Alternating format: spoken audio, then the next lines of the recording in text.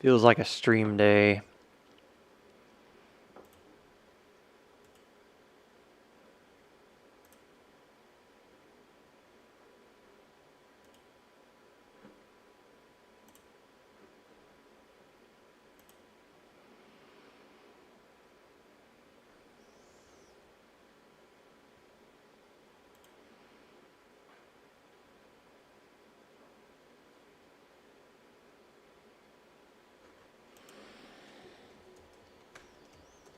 Live stream today.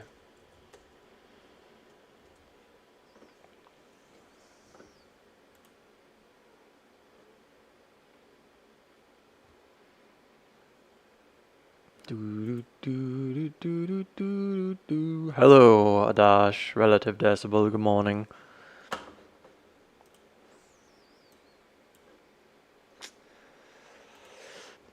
Man, I tell you what, it's been a week. This is kind of odd. I don't know how I feel about that. It's a really weird place to gap up. Like, I get it because it's on the line for SPY, but I don't get it because, like, anytime you create a gap, there's only one of two things happening, right? Like, you're going to come back to it and fill the gap, or it's being used as some kind of a trapping mechanism, right? So, like, it can't be anything else, right? So, well, that's not true. I guess it could be a breakaway gap if the volume's there, but I'm not really sure the volume's there. So there's like one of three things, I should say.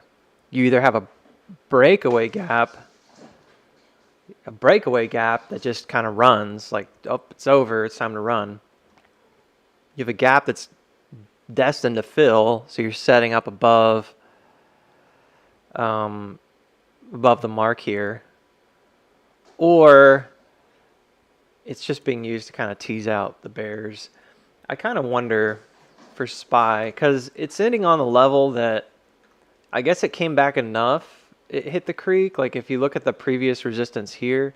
So anytime this is kind of a confusing concept, but anytime you jump a creek, if you watch where, meaning like a resistance, like this is where we were selling, right? Selling. And you can see it sold there 3 to 5 times maybe, because it starts selling over here.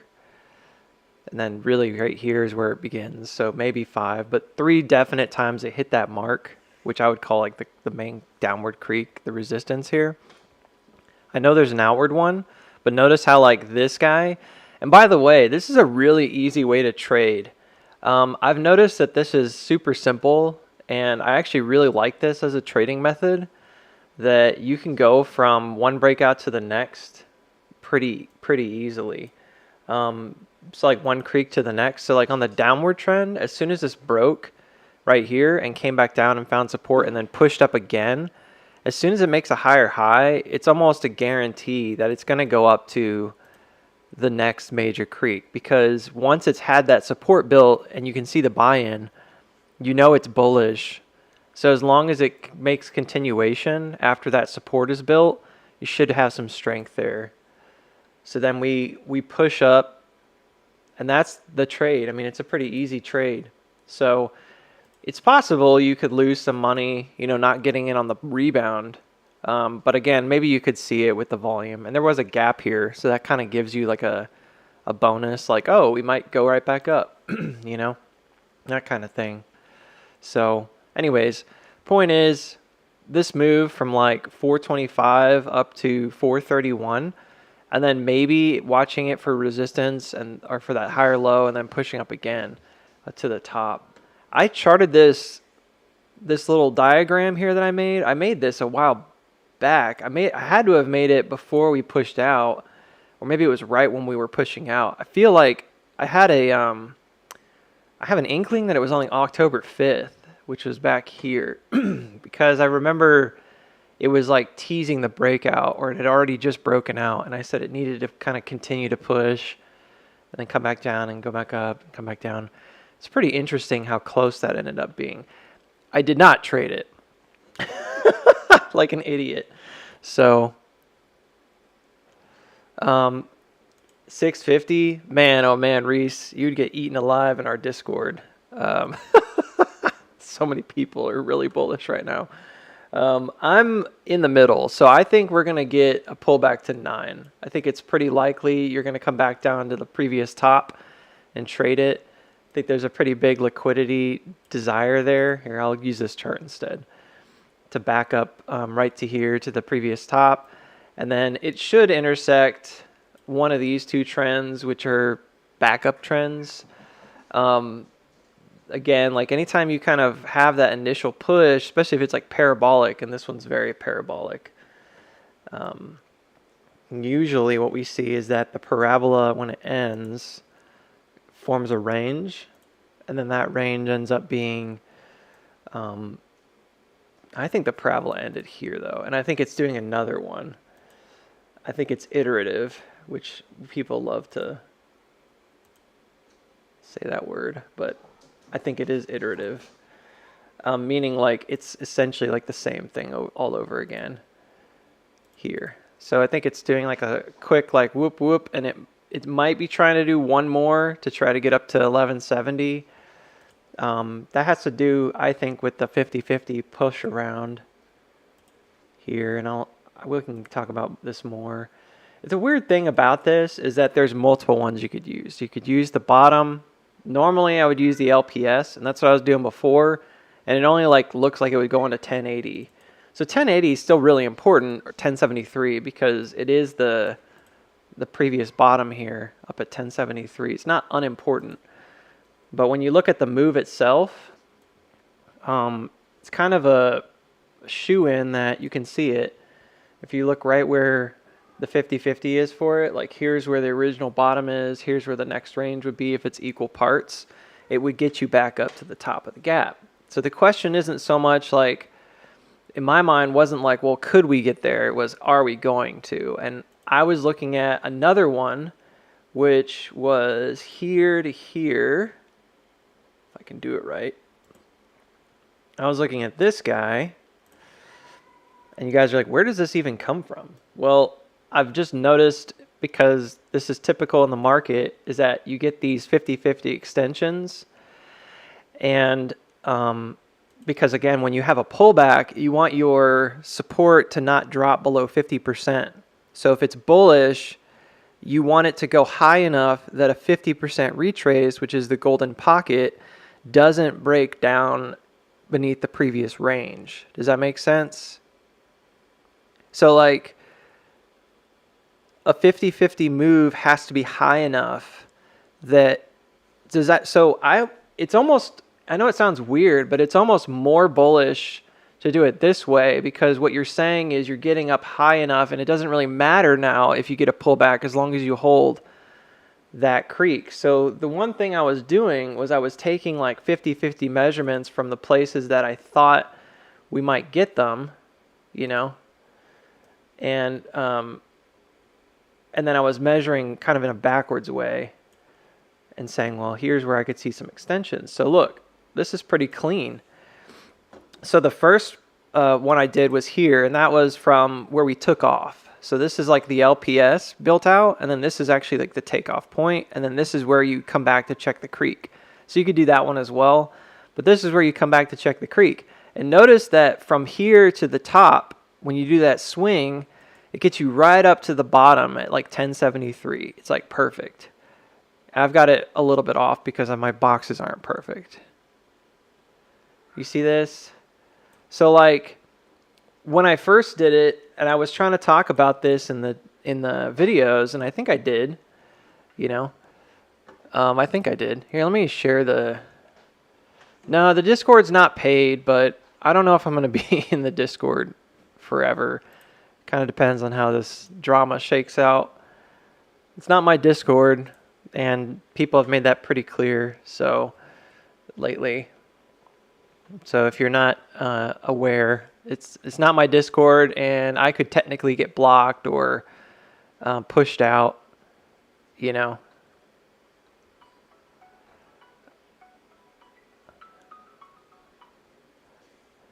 So I got kind of pissy the last few days, and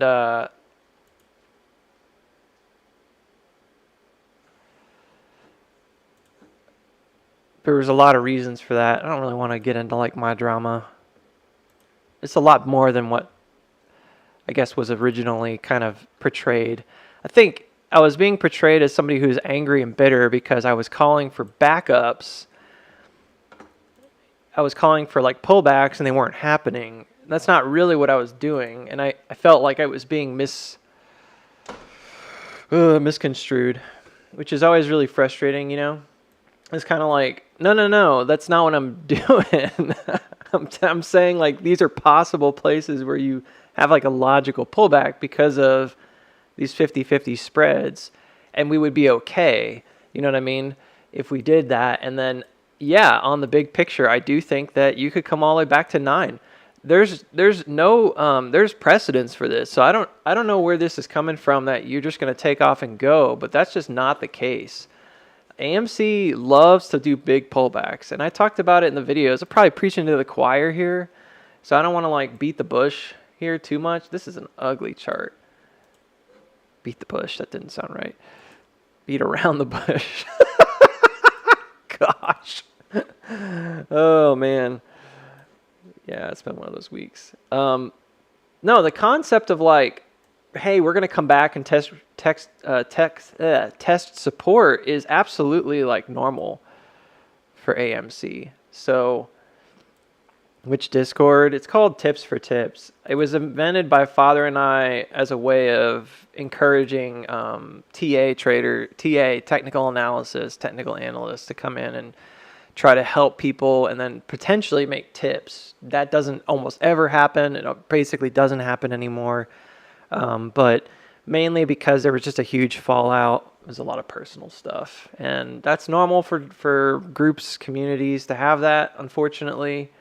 But then it's been kind of on the rocks lately. So, and I definitely was kind of painted as like this emotional monster. And I was mad, but I was mad because I'm talking about this kind of stuff right here, and people are telling me that I'm bearish, and they're like, it's impossible, it's not possible, it's never going to happen. I'm like, well, I don't really like that language. Like, that's just not the way I operate. So for someone to tell you to your face every time you post something, that's not possible, it's not possible. I felt like I was getting kind of shut down, which is weird, you know, because I've been the only person that's been in the Discord from the beginning as a TA analyst who's stayed. We've had kind of a rotation. Riley's probably next up there. But it just felt kind of weird to me to like be kind of labeled like, oh, you're mad because you're wrong and it's not going to pull back. And if you think it's going to pull back, you're bearish. And it was like a whole week of this. It wasn't like one thing. And then I let my anger bottle up, which is never good. I should have just expressed it. Instead, I just got kind of mad. So then I lashed out and looked like an idiot, looked like a baby. Which happens. Not a good look, right? Anyways, so this is what I'm talking about.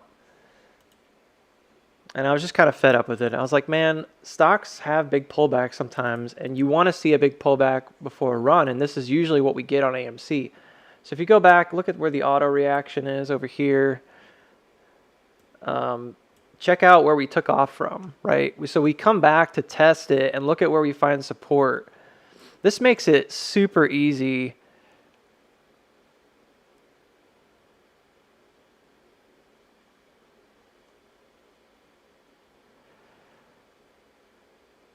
yeah, it's just the nature of the beast, I guess.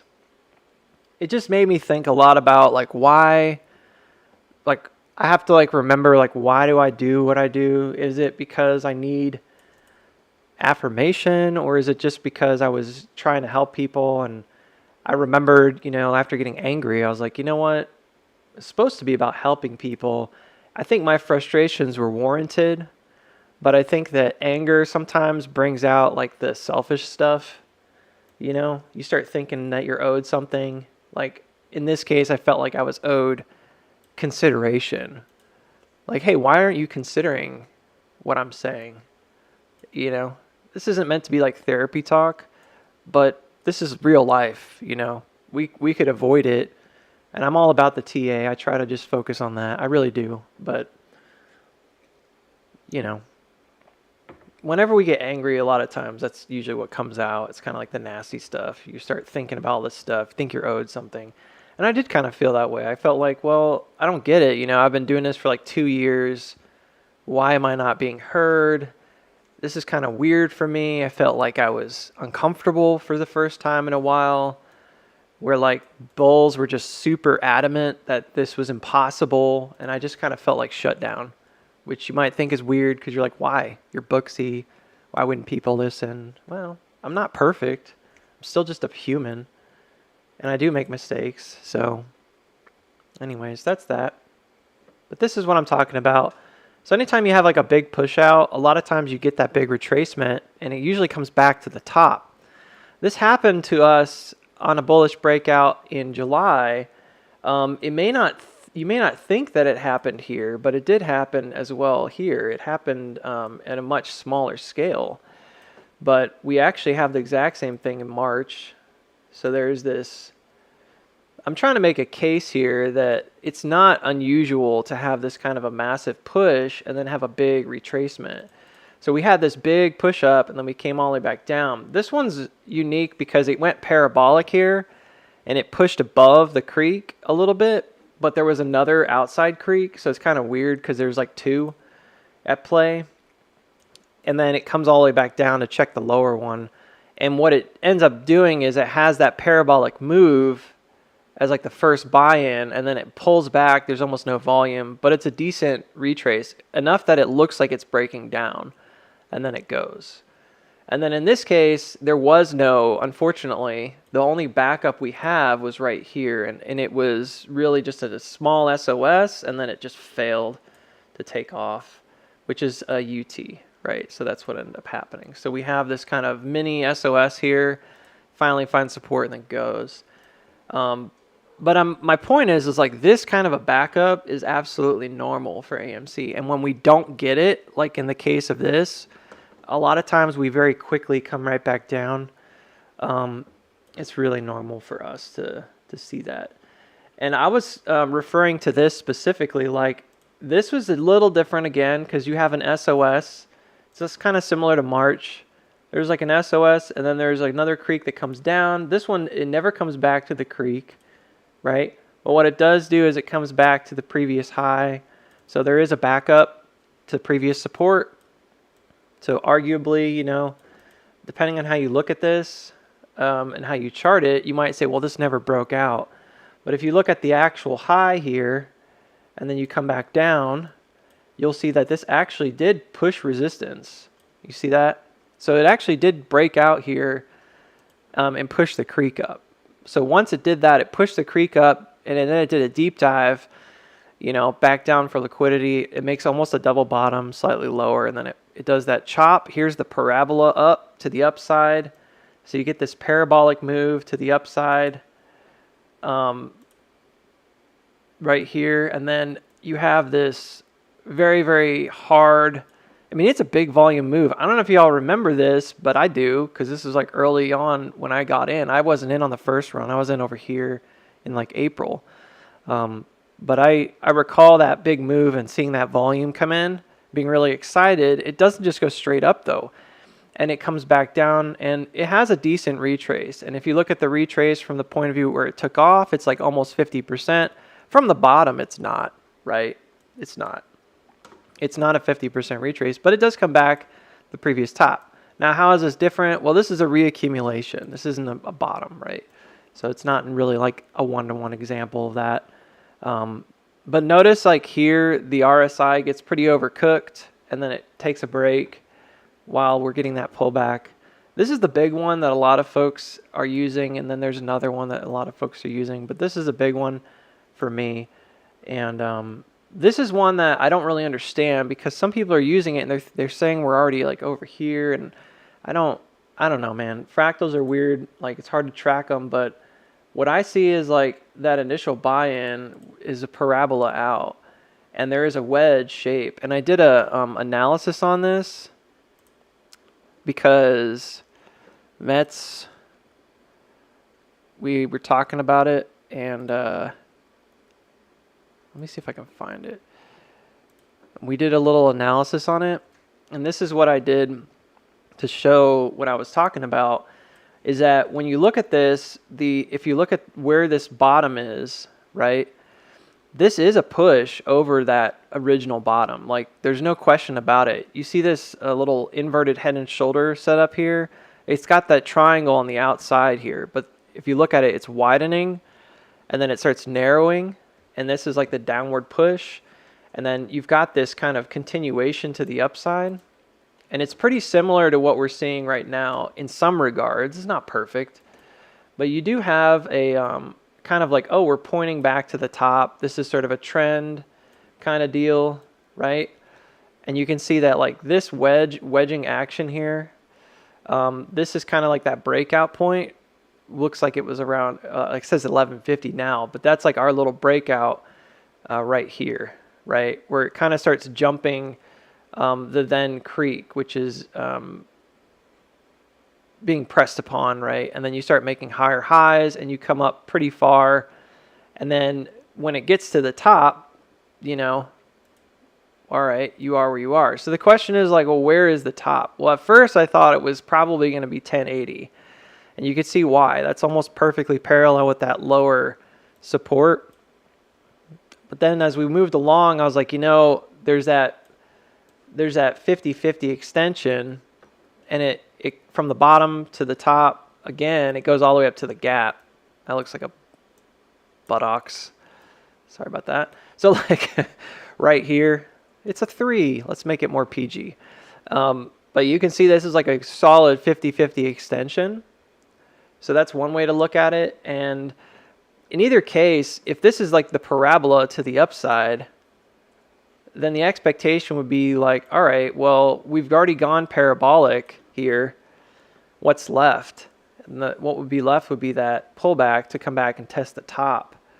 And that's what happens right here, right? We test the top. I'm making it kind of scribbly, like some kind of sports play, but you get what I'm saying? So I don't personally feel like it's out of the question. And I was looking at it from the point of view of like, a lot of things. So I was looking at this comparison and thinking, well, we're already at this place where we're getting pretty overcooked on the 4 hour. You can see it peaked into oversold territory. And the big one for me is like the 1 hour. The 1 hour has been overbought. The 1 hour has been overbought for like 4 days, like a long time. And as we were getting overbought, I mentioned it in some videos and on our group. I said, well, obviously you're getting pretty close to a top because you're starting to see a divergence specifically from, let's see, it started on Tuesday, the 10th. But even before that on lower time frames, it was becoming more and more divergent here all the way back to like Friday and Thursday last week. On the 30-minute down, it was already divergent quite a bit. And so when I was looking at this, I'm like, look, it just looks like it needs a correction. You can see that this is sort of turning into a gigantic, man, what the heck? You can see it's turning into like a big wedge. It looks to me like it's been way overbought for too long. You had a kind of a shift in volume and perspective. And so for me, like I'm looking ahead 1 to 3 days and saying like, I think we're getting really close to that bigger pullback.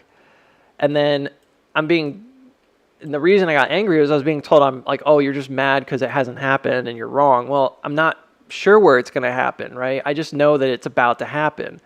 And we see this divergence here. This is, in my opinion, this is stock analysis, right? Is like you're estimating things and you're confirming them when they happen. So when I saw this, the reason I've been posting about a pullback to the 9s is because of what I just showed you. Like it's a 50% retrace, right? At this point, because we stopped at 1115, it's closer to a 50% retrace from right where we are, like this bottom, this LPS. 50% retrace gets you back to 903. Okay, now does it have to go that low? No, it could have a 382 or a 236 retrace. There's nothing to say that it has to do this or it has to do that. We're down 7.45% today, and I'm hedged.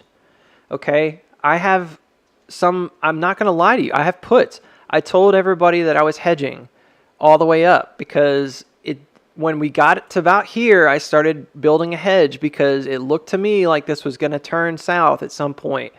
It may not go super low, all right? It may not, but it definitely has the potential to come back down and test the top. We haven't seen a macro recheck of 9. It just hasn't happened. And the fact that this would be like a 50% retracement from where the LPS was should not surprise anybody, especially if it stays above 9. So I even mentioned it. I said it was like a nothing target because in the video that I did, I was like, this is kind of a nothing target. But the 1115, you know what's freaky is that I said that, hey, it's kind of a nothing target because it doesn't really seem to matter over here. But like, why? And I was like, I don't even know why it's there. Because, you know, outside of there being nothing over here, all I could find was that trend. I said, well, it kind of looks like it's going up and hitting that trend, the top of this other trend. You can barely see it on my chart. My chart's kind of messy. But there, let's just hide the Fibonacci thing for a second. But it was like, oh, well, it could be like the top of this trend right here, right? It looks like it could be, and therefore, there it is, you know?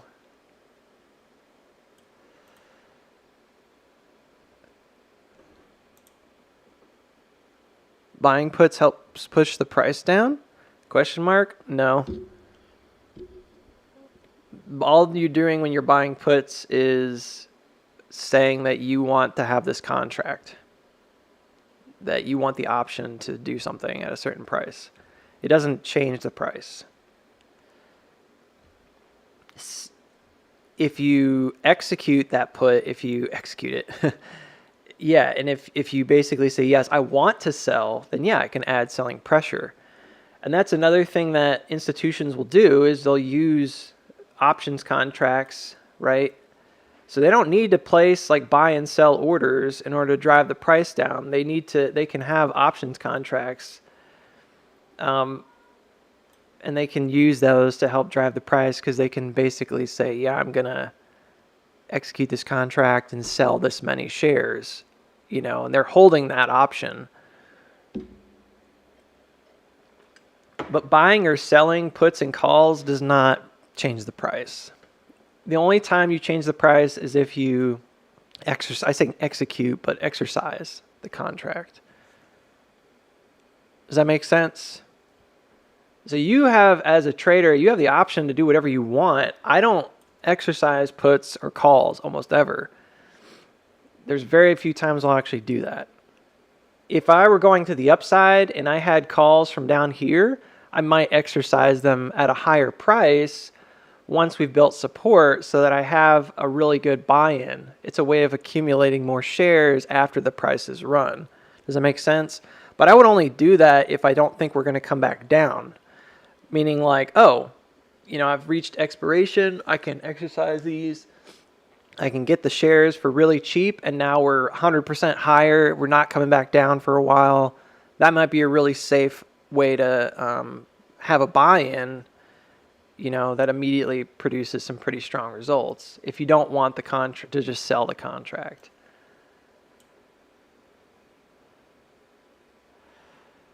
I think it is best John Madden impression.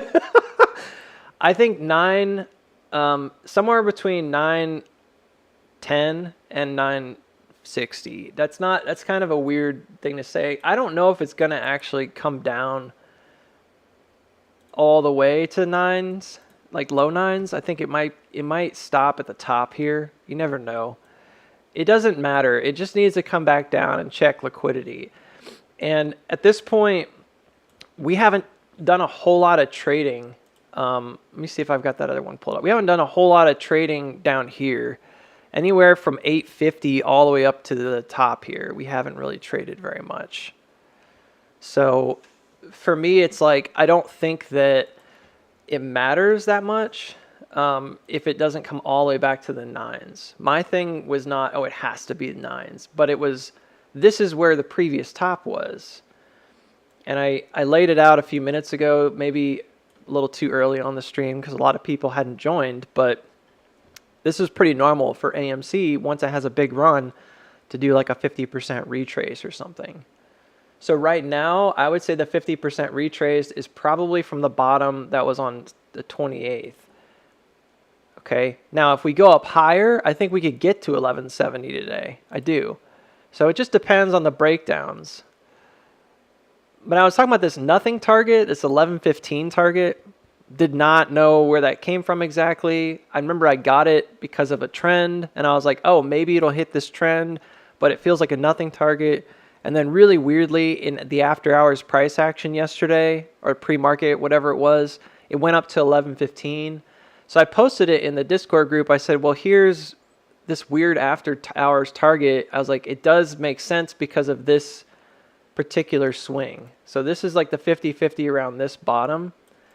And then it also meets another criteria, which is it hits a resistance, you know, on a trend.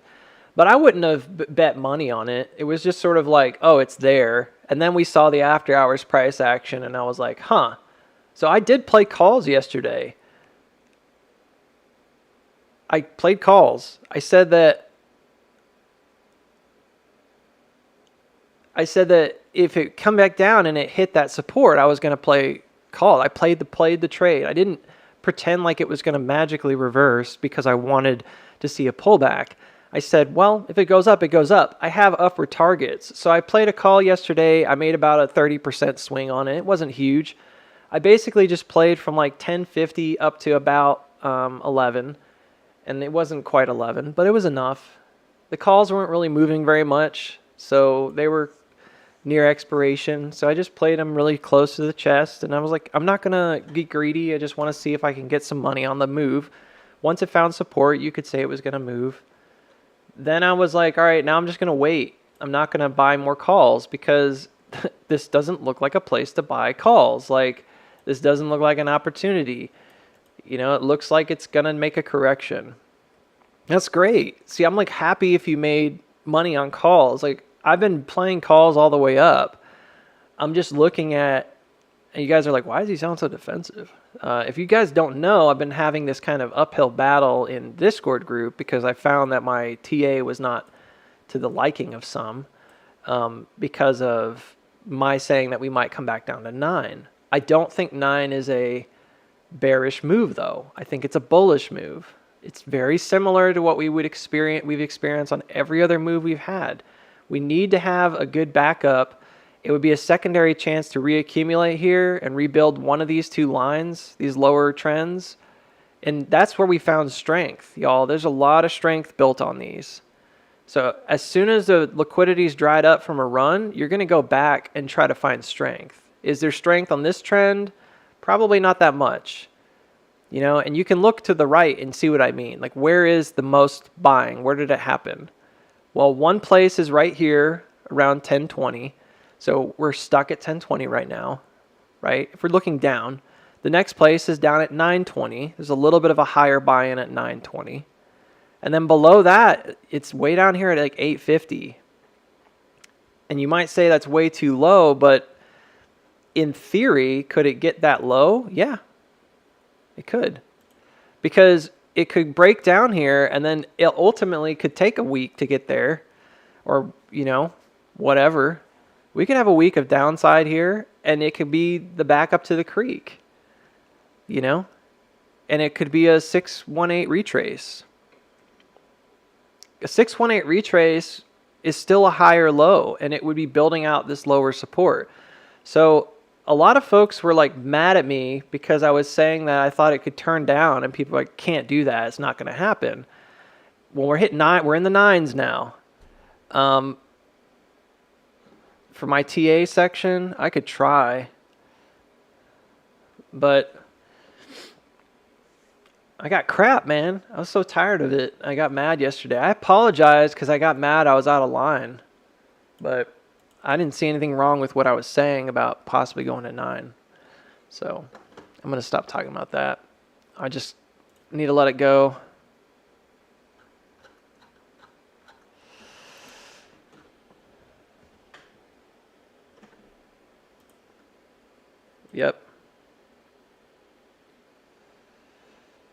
But here we go, you know, we're going down. That's that.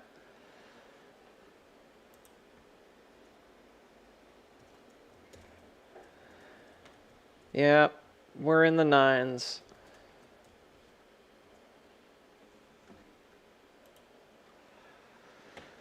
So for me, in my point of view, like, I don't even know what to do now with our Discord group. I told you guys that I'm gonna get you guys a link. Hang on. I told you I might not even stay because it's been kind of frustrating lately. I didn't like being shut down because I was expressing possibly going into the nines. So I might have to start another group or something. I'm not sure yet.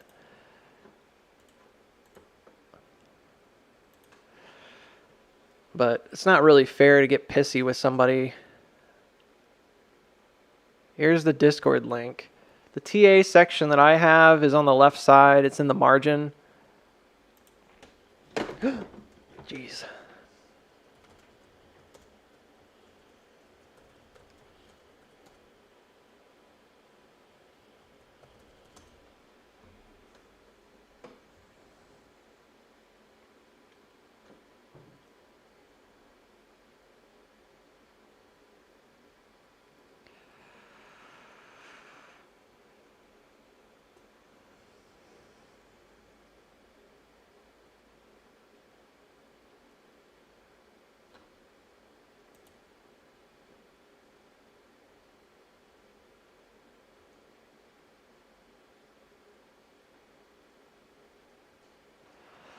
So yeah, I've had a bit of a whirlwind lately. That's why it's on my mind. I don't mean to keep beating on the same drum, but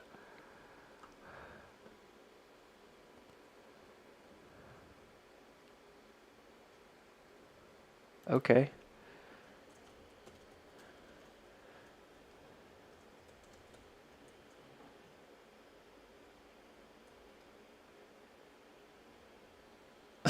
Gosh. Wow.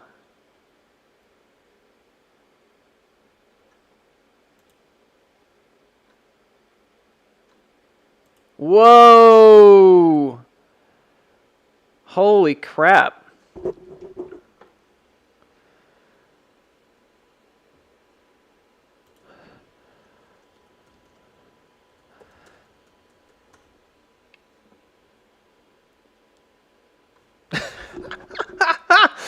Oh man.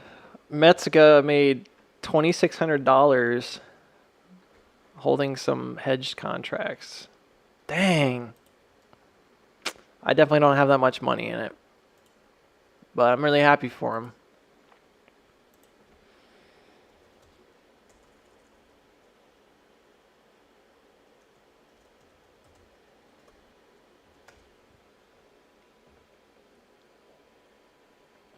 I'm very doubtful I have that much on my hedge. I haven't even looked. Kind of just waiting and seeing what happens here around 10. 10 is another level that might be some support. You can see, like, liquidity wise, values like 0.50, 0.50. You know what I'm talking about? Like the 50-cent values are usually pretty hot. So right at 10 might be something that you get a bit of a support on. I don't know. I kind of doubtful my hedge is actually good here because, I mean, that's a nice drop, but the contracts that I was holding, I had like averaged down a little bit. In the term hedge, you guys like don't like it because it sounds like hedge fund, but the term hedge, what it should mean to us is that you're preparing for possible pullbacks here. Not it's going to turn around and go south forever. Okay. That's not what I'm saying. So if you're concerned because you're like, wait a minute, is Booksy a hedge fund now? No, that's not what it is. First of all, I don't have that kind of buy-in. Like at all. I don't make millions of dollars per year. And I certainly don't exploit stocks that are going down. that's what you think of a hedge fund does, which a lot of them do. But it's more about protecting your own investment and not assuming that the stock's going to just continue up indefinitely and waiting for those pullbacks. So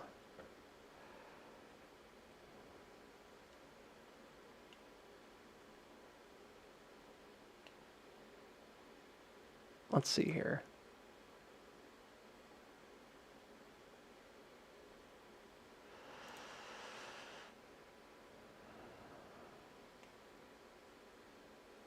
I can't even load my stuff. Oh well. Anyways, I'm really happy if you made money on it on the hedge, but that was a really crazy.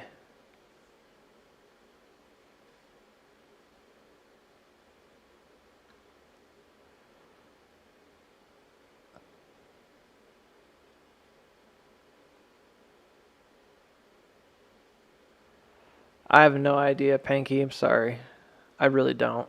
I'm not on the same page with those mods at the moment, so we're actually kind of at odds. Yeah, I think so. You know, and like I said, it's not perfect, but you do have a pretty clean. I think there's even a 50-50 here.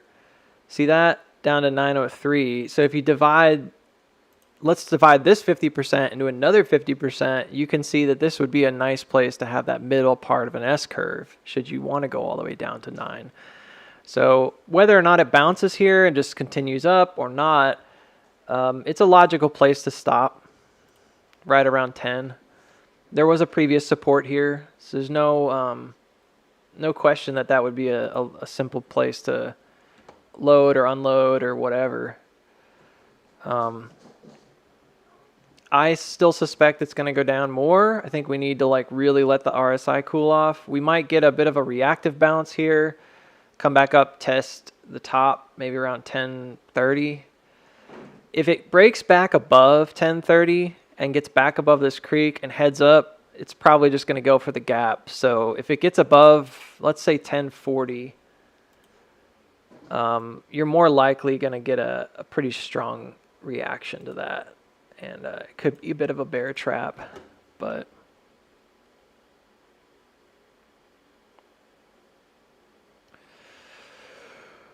yeah, I don't think it's over though.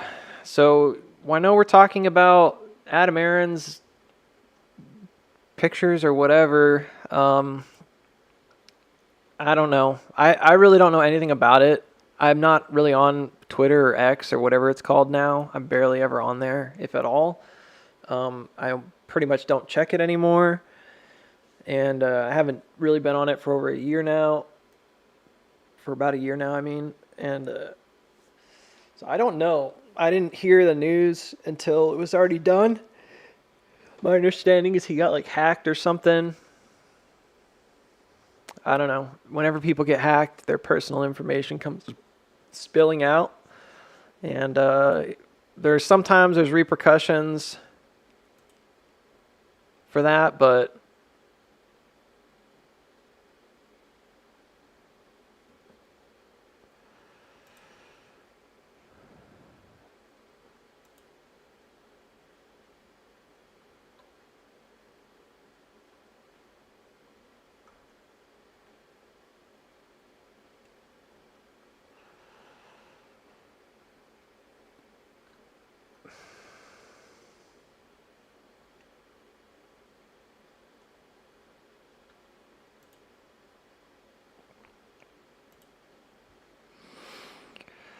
I mean, so someone's asking in the Discord if where the low is. Faster is better.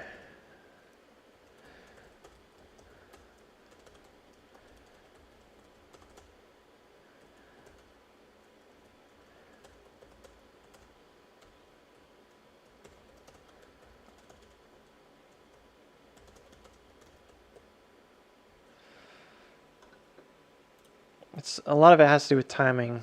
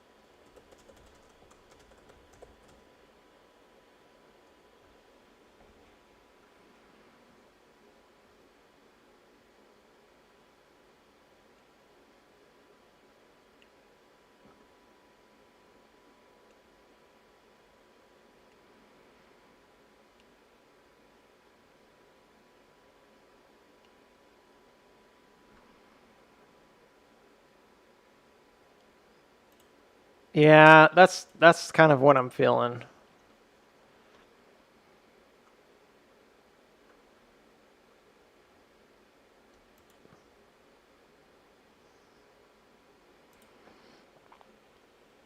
It's all good.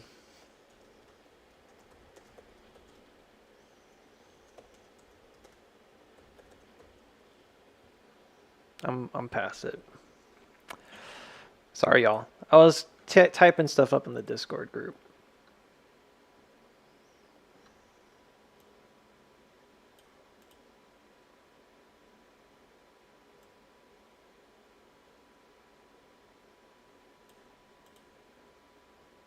All right, let's talk about this stock. We're at 10%, which means what's it called kicks in.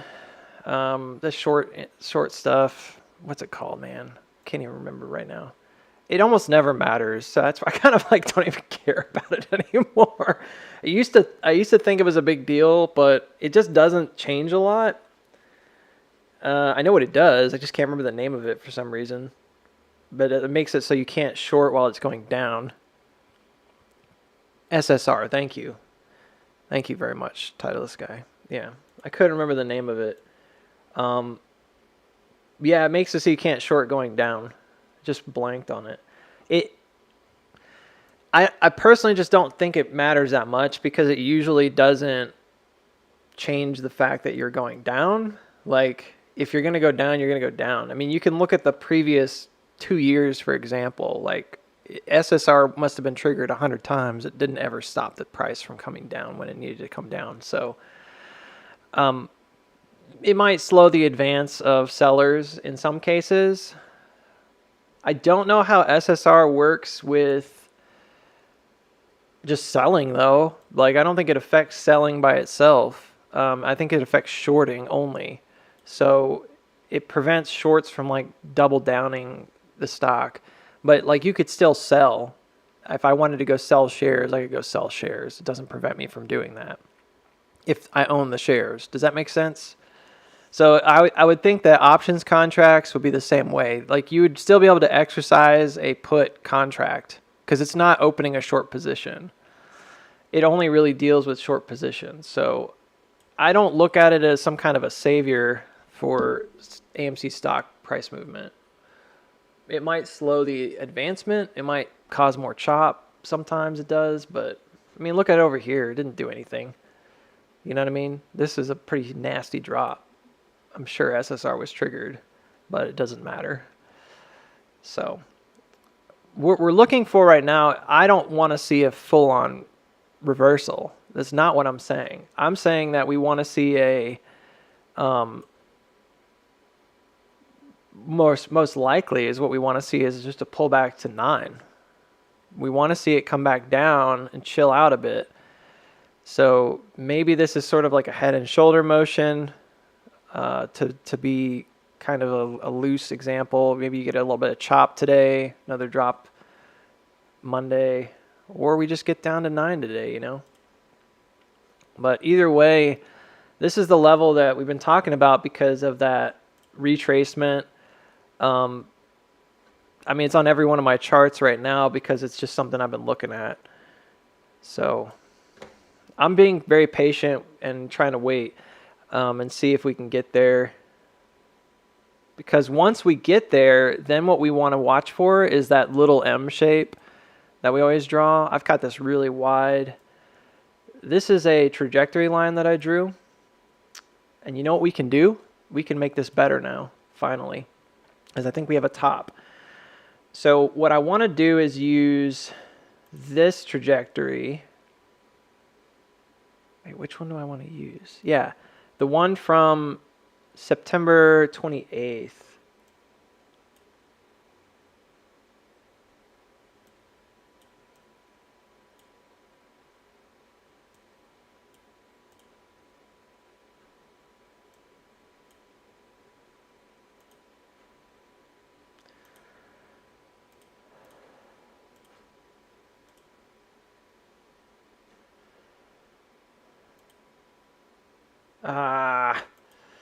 I think this is the one because this is the 50-50 spread right here around 903. So what I'm going to do, how do I do this? Let's use the other chart and let's clear up some of this gunk. I feel like this is a trend that if it breaks, it's bad, but it's at the same level as like the 9. So it's the same previous bottom here, so it's kind of redundant. I think I'll keep that line, but I'm going to get rid of these two. This is just kind of me doodling. So I'm going to try to clean this up a bit so we get a better picture here. And I think this is wrong. I've been kind of going back and forth about this. I think you're going to see a stopping point in this pocket. But as far as that trend goes, I've been kind of back and forth about it. I think the best practice is probably to use where it took off from over here on that rebound. So 824.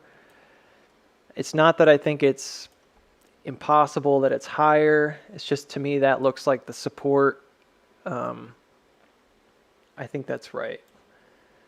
It might even be like this, but we'll just use that. And if you guys don't know what I'm talking about like the major uptrend support here, where a lot of that liquidity was built. You can kind of see it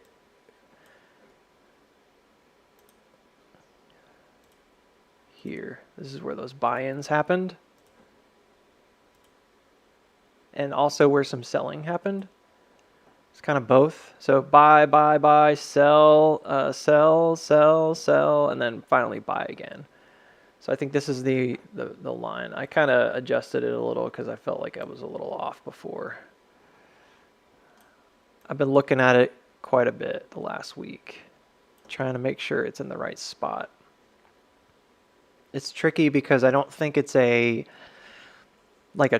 not like a traditional trend line. It's more of like a buy and sell zone.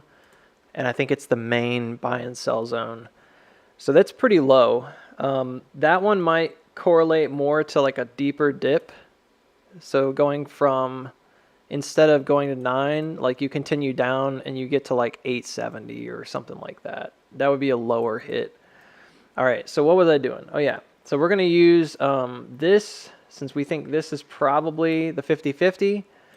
I'm pretty confident about that now, since it didn't go any higher. It didn't get up to the 1170 mark. We're going to go ahead and just pretend like that is the top. So the reason I'm going to do that is because that gives me an angle, 48 degrees. AMC likes to do rebounds about the same. So as it goes up, does that make sense? So if it goes up at 48 degrees, a lot of times it comes down at roughly the same angle. It's not a guarantee that it does that, but what often happens is that you get to, you might see something like this, as in the case today. You get this nasty drop, right? And then you get kind of like a workout of that, maybe. And then when you get to the top, you end up breaking out like over here or something like that. You know what I mean? That kind of stuff is pretty normal for AMC, so it wouldn't surprise me to see something akin to this. It should be more like here, because it would be right around this level if it does break down. And then when it breaks out, who knows? It could have a deep pullback. A lot of times ours is kind of messy. Our creek crosses don't tend to be very clean, so it just depends. Lately they've been kind of crazy. They haven't really been really tight. They've been kind of like jutting around it quite a bit. But I guess if it were really clean, you'd expect something like this, right? So that's a pretty tight bottom. But what that would look like is, for us, from a bystander perspective, and just kind of not being able to sort of predict every little thing, is that we'd have kind of a first creek here. It doesn't matter where this forms. This is how bottoms will form on AMC. So it makes no difference if it happens here or lower or higher. You're going to see that first creek cross is part of like the main downtrend. And then the second one would be like wherever his most anterior point is. So it's going to like push this out a bit. And then it would drop one more time potentially. Doesn't have to be super low, but it could be. And this would be basically where it's finished. And then when the recovery happens, traditionally, not always, You see it push resistance here. So it comes up higher and then it makes a higher low. And that higher low would probably be at the top or near it. It could be a little bit more like this. Doesn't really matter. We don't know yet because it's not here. But each one of these would be like the fanning motion where you're jumping the creek. And then a lot of times what you find is that trajectory either matches the bottom, so it matches like up top down to the bottom, or it matches the final creek cross. That's just observational.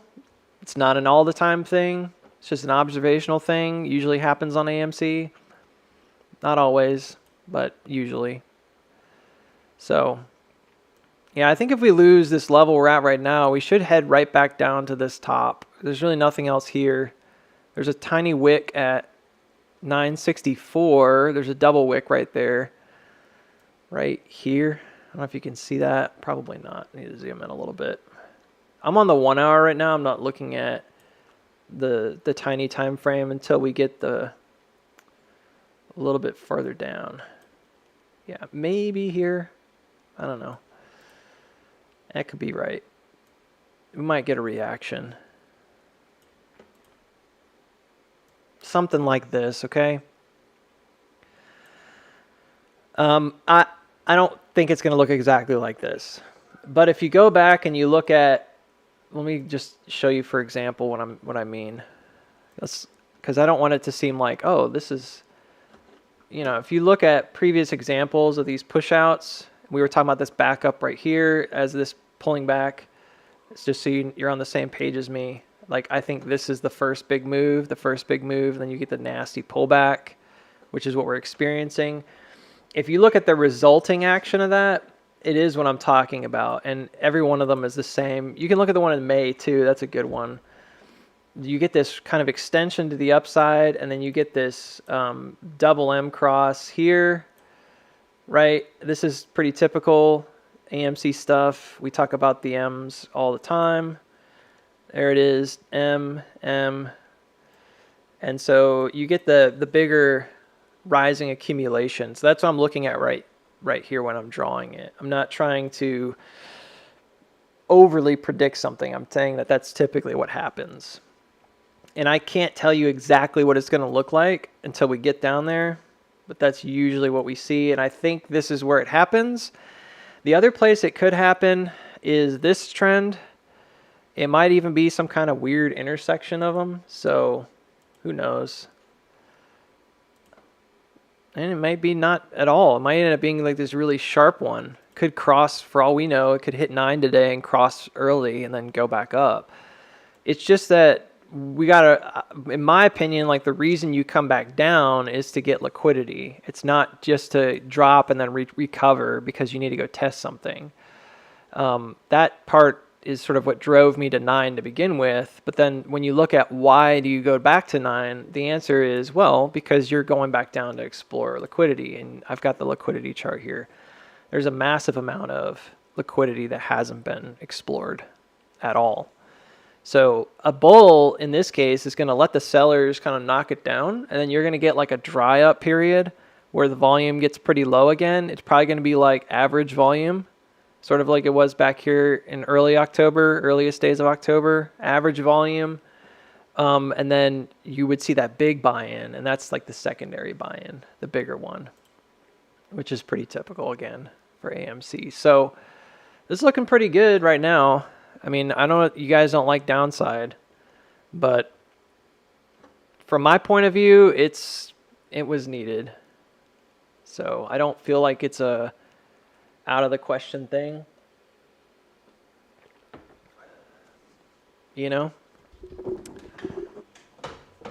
Seemed like it was needed. So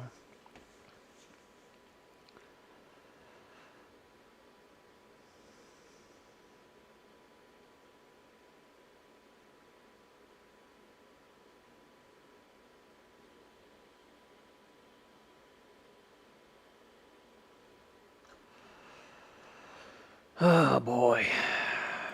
What's the chat talking about right now? Are you going to re-enable invites? Oh, it's not working? Nobody's able to join your TA channel? What does that mean?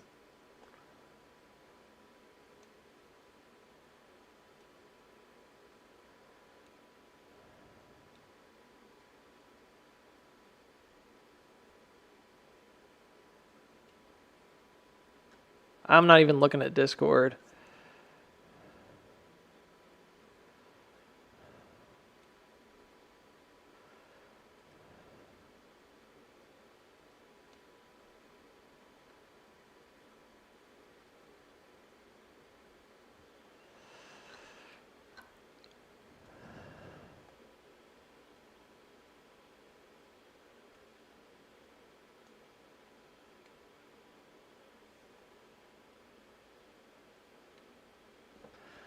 Riley is seeing 927 as a projection pivot, which is pretty close.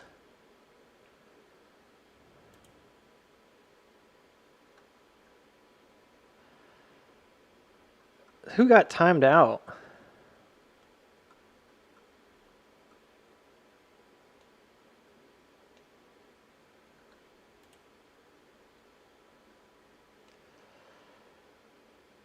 What?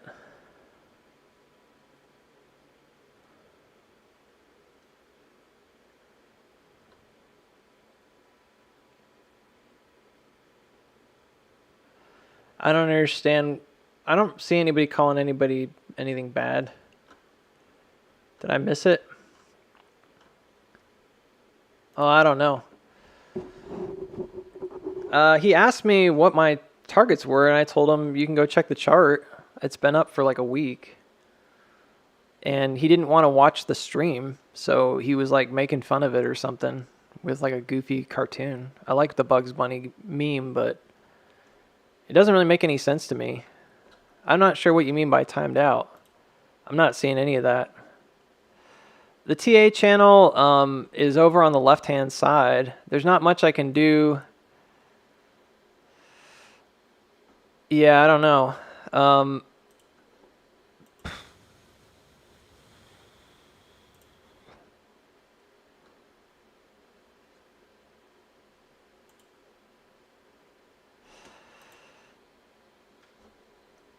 Unable to access it, huh?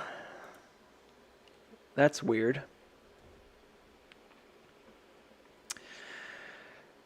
Well, I'll be honest with you.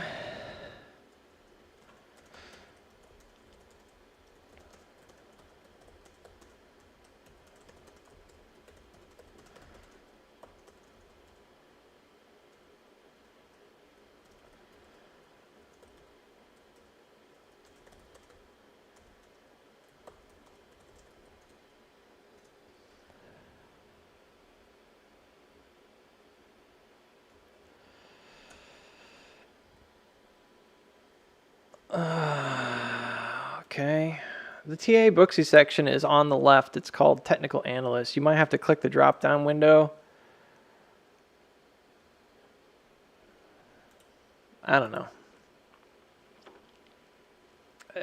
It should have worked. It's the only invite link I have. It's paused. Okay. Invitation is invalid. Well, it doesn't matter. You got access to me right now. I'll let you guys know. I think things are getting kind of crazy. My mods are not talking to me, so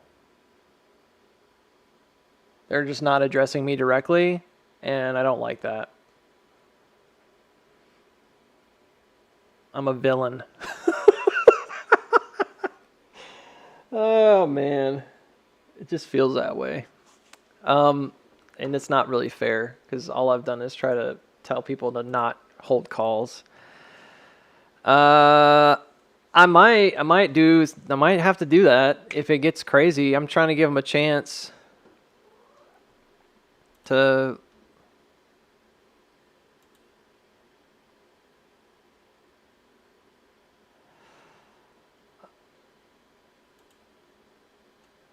Well, I don't know who's around.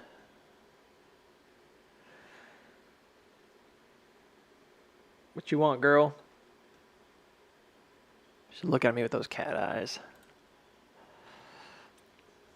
My cat imaging. What you want, girl? What you want? Meow meow. I don't know. You're very happy right now. I'll stop baby talking my cat. It's kind of weird. Well, my puts are up 300% today. So I think I'm going to sell. It's pretty good. Very good, actually, I should say. But I didn't make a lot of money on it. I didn't have that much. It's okay. Money is good. Period, I guess. Profit, I mean.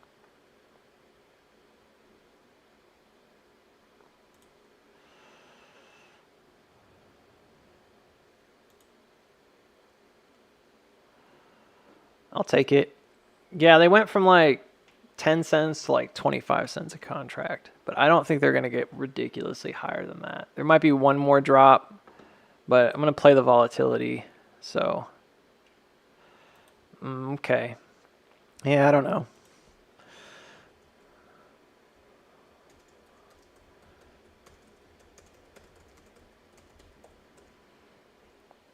Might be some user error.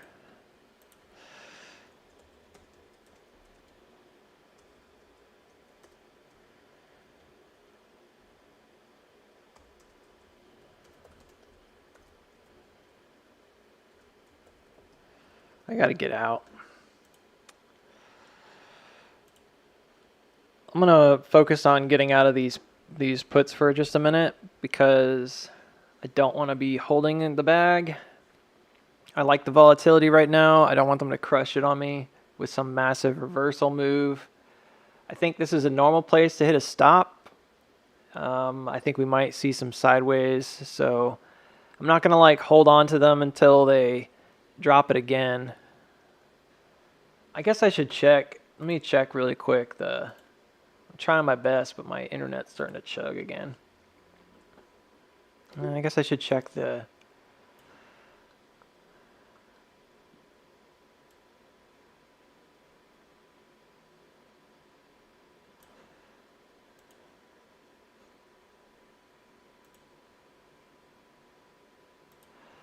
Nah, we got some room. We could go sideways for a bit.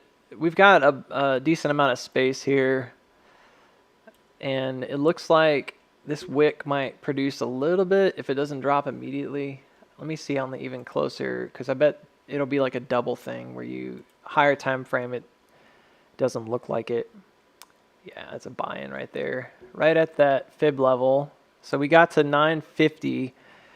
Oh, it's gone. Never mind, I got it. Sweet. Good, good, good. I don't want to piss people off. Wow.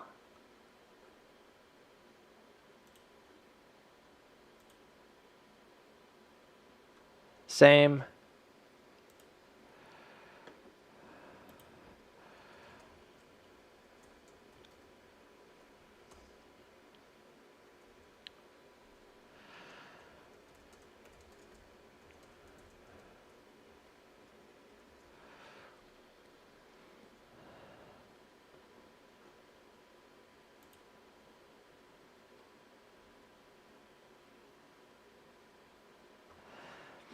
Yeah, maybe it's just user error.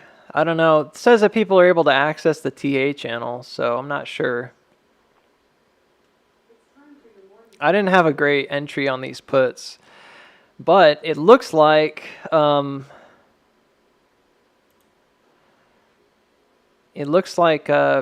got a 1,500% return, which is crazy. Betting against the trend is dangerous. If you expect a pullback and you don't know where it is, you need to make sure that you're far enough out that you're not going to get crushed before it gets there. I made a bet that was a little too close, so mine was for next week, and I think that caused them to lose a lot of value on the last couple of pushes here. So even though I got in at a good price, 300% is a really good return.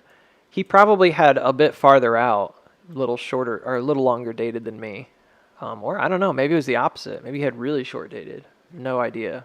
I didn't ask him. He kept asking me questions about it because he wanted to trade the downside to 9. So I told him what I knew and what I expected. And I gave him a couple upper targets to look at, just like I gave everybody. So he traded it himself. I didn't trade it, but that's a really good trade.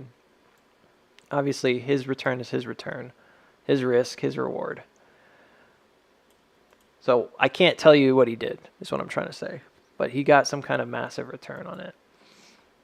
And a lot of times it's just a matter of being in at the right time, having the right, date on your timing.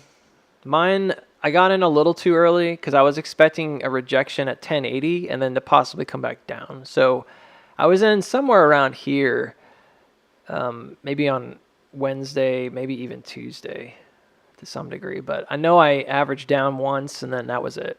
So I didn't have any kind of massive plan or massive hedge position. He had, I think, 88 contracts, which is a lot. So he probably made really good money because of that. I only had like a handful. I didn't have that much. Still. Some of y'all are stuck in calls and you don't want me to talk about making money on downside. I will say this. I don't think you should have held your calls. This is not financial advice. I just personally would not have held my calls if they dropped beneath 1040 here. That's the creek. So it's already past that point, right?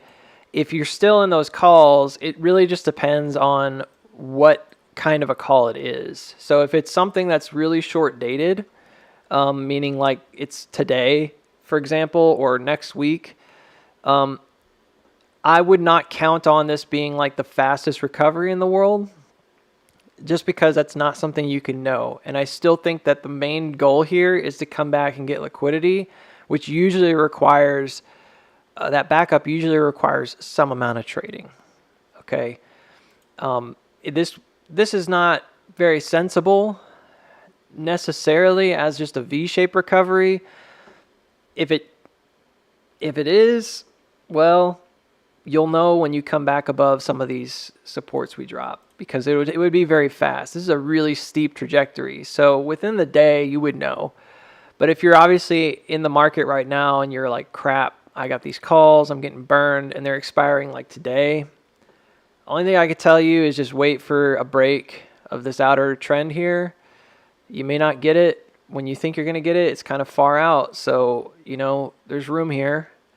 But if you get this breakout, I'd say that's probably your best bet to maybe exit some of the position. You don't have to exit it all at once. It's your choice, but it might be a good time on a rebound. Every move up has reactions down, right? And every move down has reactions up. So it would be a matter of just trying your best to, on those spikes, to watch and see where it's going to turn and get the exits. You want maximum reversal, but it just depends. Calls and puts will play opposite each other on these moments. So sometimes your call might not recover very much if the stock is in a free fall. It doesn't matter how hard that spike is. That options contract may only come back up a few pennies. So your best bet is to not try to play against the trend in this case. It's my opinion. The day is young. It could change. But I still think that the main purpose of this is to get down to that higher liquidity shelf. Right now, that seems to be around 920s. So, and then we might see that dip below. That would be to get to the 9s, which is the top of this trend. Okay. So, in my opinion, and I can't give you advice on what to do. I'm not allowed to do that. That would be not legally cool. But in my opinion, like if I were stuck in, hypothetically, if I were stuck in a call position, that's what I would try to do today. I would not just try to wait on it. If it's something that you're going to get out of next week, you're going to kind of roll the dice on it, because it just really depends on how much liquidity is needed. And I I can't really answer that. I don't personally think that we get out of this within a week, but that's just my opinion, and I could be wrong. I think about 1 week is what we need. It just makes sense. I think when we break back above this orange line right here, we're going to have to deal with another resistance now, which is where they pressed it up to, bulls. And that's a good thing for bulls, but it's kind of a bad thing if you're stuck. You're going to want to move with the flow here. So you're going to see that this area now, you're going to have kind of a double resistance. The first one should be a lot weaker because it's already broken. But I think that until you get above this guy, it's not really like a strong buy. So we're quite a bit away from it. Does that make sense? This is where we would resume the strength of the uptrend. And in most cases, what you see on AMC is that this is the big push up. And then once that backup is done and you get that chop, wherever we get that chop, okay, this is probably where you're going to find that we have another SOS kind of thing going on. So one way to sort of evaluate this is to say, well, maybe, and it's a maybe, can't be sure about it. Maybe it's the intersection here of this floor at 1080 and this outer creek. And that looks like Friday next week. It could be up again at 1075 or so. So it's possible, maybe even probable, but it's possible that this entire motion takes about 1 week. Does that make sense? I can't give you, timing is tough in the market. I can't give you a better estimate than that, unfortunately. I just can't. I'm not going to pretend like I can. There's a precedent for this. It would look more like flat probably, but it would be something like this, right? But this could be possible, that this intersection is where you see a recovery, because it would jump both the creek, outmost creek. I'm calling it anterior. I don't know if you guys know anatomy, but there's like for example, like the anterior superior iliac spine is like that outermost point of your pelvis that you can kind of feel. And anterior, they talk about like on the outside. I like that because it's better than saying like necessarily the highest, because sometimes it's not the highest. Like this is the anterior point over here at 1373 back on September 5th, but it's not the highest point. The highest point, arguably was over here at 1389 or whatever it was, but it's the outermost point on this downtrend. So I like that term. So yeah, we'll watch for it. If it comes up before, it's fine. If you do get some kind of crazy recovery here, I'm again doubtful that it does recover fully. I think it might do more like this. But if you do have a regain of support here at any point, period, no matter what Booksy says, it's possible that you've turned back around. So you would need to see it come back up like this. And it's pretty much the same deal, right? So I think this is also acceptable in terms of like a push out motion. Okay. If it has a harsh recovery, it might be more like this. You would need to see it break more than likely this trend again. That's where it would happen. Maybe an SOS or something like that would happen right around there. That would be like the fast recovery. I'm more inclined at this point to think they're going back for that lower liquidity. So, because that's been the thesis. I don't see any reason to change that right now. So lower liquidity is like this pocket right here. And we're just now entering it. So I think what we're seeing right now is a preliminary support. It's like bulls are trying to stop the advance of the sellers. And in a preliminary support, it ends up being really important because it ends up being the level at which you break out of later if it ends up being the main one. So if it's the one that ends up defining the range, then later on, this is going to be like the breakout level. So we'll see how far it reacts back to the upside. So for example, let's say it goes up to 985. We're not there yet. that means that when this breaks out, it'll break out and you'll see it break out at 985. Like this is where it'll end up leaving. And that helps because it gives you a sense of timing, right? That you don't have otherwise. So today will be really important. Probably going to want to do a, yeah, probably going to want to do some, I took anatomy for artists, so I'm not really like I'm not a doctor. So I could tell you where all the bones are, and I can name a lot of them, and I can tell you a lot of muscle groups and name a lot of them, but I can't tell you exactly how everything works.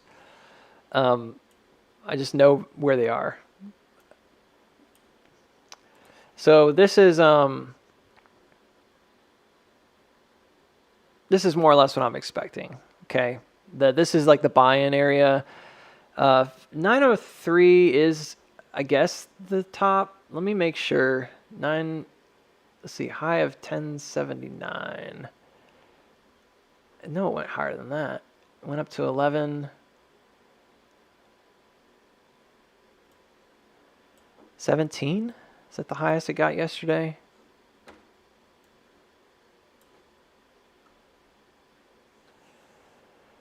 Can't tell. It looks like this wick.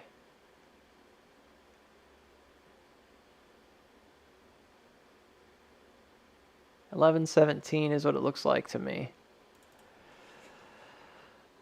Let's make it exact. So when I do Fibonacci's, I don't personally just don't care that much about being perfect, because I think it's very rare that you get like perfect hits on it. Anyways, you usually get pretty close to it, but it's not like ever like exact anyways. So it's like, well, why bother worrying if it's to the penny? But if I know where the top and the bottom are, and I'm not estimating. This was an estimation. I built this yesterday, and I was like, yeah, maybe if it gets up to 11.15, but then it went higher. So now we know. So it looks like the low here, 731. Yeah, 731. So I'm pretty close. I was a couple pennies off either way. All right, so now let's check and see where that 0.5 is. That would be your fake shakeout. Ha ha ha ha. It's going to slingshot soon. Well, that's your opinion. It will slingshot, but I think it's going to happen after a reaccumulation. I don't think it's going to just like turn back around and go. Happy to be wrong. Really don't care that much at this point. I'm not in any short-term calls or puts anymore. I'm out of my put position. I think it's going to shake out over the next week. We get another buy-in. We'll see how that happens. Maybe it's low, maybe it's high. Doesn't matter to me. I'm just going to play it level by level. To me, like, seeing the pullback to 9 is enough. You know? Because I've been talking about it for dang near the whole week now, and it's been frustrating because the price is still like going up and up and up. We've got this RSI divergence, oversold RSI, overbought RSI, I'm sorry, on the 1 hour. It just had that vibe of like it's about to come back down. We need to get back down to this liquidity level, retest the top here at 908. Caused a lot of problems in our Discord group, verbalizing these things. So I'm just happy that we're at this place now. I don't really care what happens next. That may sound really unfeeling to you, but I just don't care that much right now. If it recoils fast, cool. If it takes a week, cool. I'm going to play it level to level here. If you're in long dated calls, that was a question. Well, it depends on how long dated. I mean, if it's next year, I'm not going to touch them. That's just my opinion. I'm not going to like sell them and get back. You know what I mean? If you have profit and you think that it's coming down to the wire where you're about to flip. So let me share with you like a quick hypothetical. let's say I got a call for January 2024, but it wasn't like way out there. Okay, maybe it was like $15 or something. And that call went up, let's say it went up 100%. And I'm like, woo, that's cool. So we go up 100% and it hit the peak and then it started slowing down and then it drops, right? Let's say right now my call is still up 60%, but it's falling. So at this point, or maybe 50% and it's falling. At this point, you have a decision to make because you can hold that call and you have to know that if this chops for a week, you're probably going to see that call lose a lot of value. Maybe not a ton. Once it's down to where it's down, the chop is just going to kill the IV and it might come down quite a bit. It could end up coming back to like near zero. Does that make sense? It may not be that you're in the negative. You might have a long enough dated call that the value never drops super low and so you stay positive the whole time this pullback happens. For me, it's always a question of, do I have time? Do I think I have time? If I sell this or whatever, and I get it, let's say I sell it at, we were talking about 50%. Let's say I say, okay, well, I missed the 100%, but it's at 50%. I'm looking at this. I have to make a decision for myself. Do I think it's going to take some time to shake out? Do I want to wait on this call? Do I care? I may not care. And if I don't care and I'm like, I'm happy with it, I'll just sit on it. I won't sell it. But if I think, I think it's going to come back near zero. I think we're going to have a recovery and then it's going to come down. And by the time a week's out, I have to look at delta versus theta, right? And say like, well, theta is going to kill it a bit. Maybe not a lot, but a little bit. And then the IV is going to come down. What's going to happen in a week's time?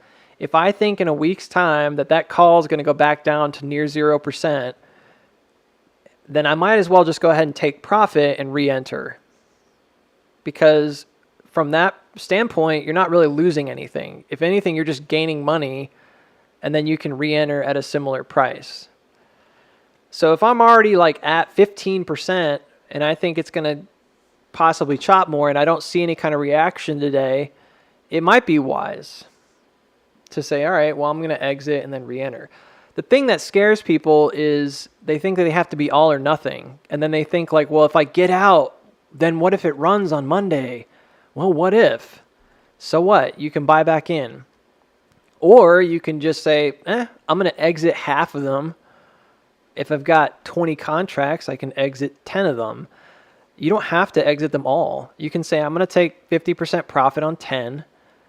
I'm going to take that extra 50% profit, and if it chops for a week, I'm going to buy more contracts. Maybe ends up being a similar price to the original, but you've taken profit. So it's a matter of like math over time, like percentage game over time. If I'm in a position where it's like long dated and it's moving, but it's just a pullback, and it stays pretty positive, I don't usually get out of them. I'm just telling you, like, this is one strategy that I might use if I think the math isn't going to work in my favor and I think they're going to go back down anyways. If I'm close enough that, hey, I can get out now with 50% profit or 25% or 60% or whatever it is, and I can re-enter in a week for the same price that I first bought in, why not? But it's a risk because, yeah, it could go faster than you thought, but at least you're not just sitting around getting nervous and you know you took some profit.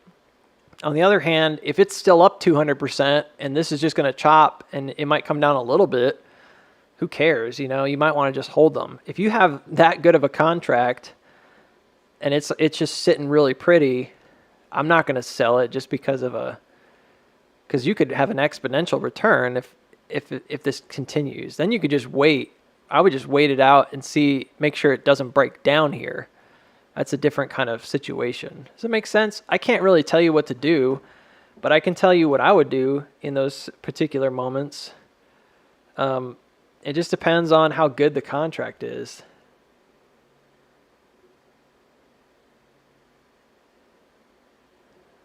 So I hope that makes sense.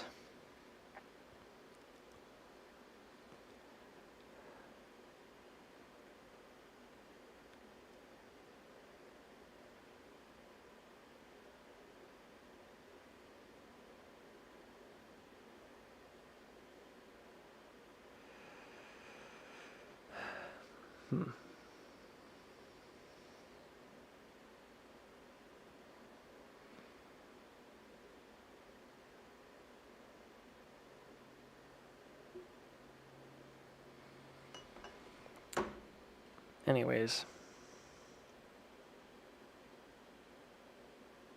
Oh, good job, Ignis. Petro Boomer made a quick 1K on that. Dang, that's good. That's really good. We want your analysis and not gossip talk with the mods. Yeah, I know.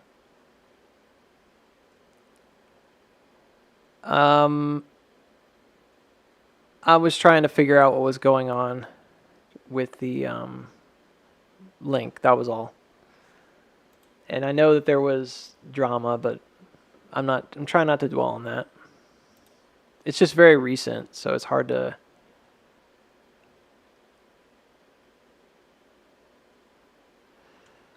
not talk about it, but I'll try my best.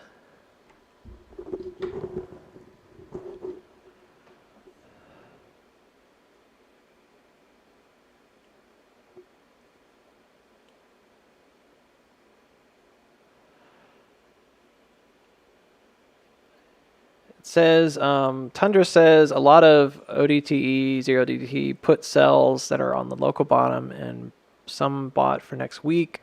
In the money sold and 9 puts for next week.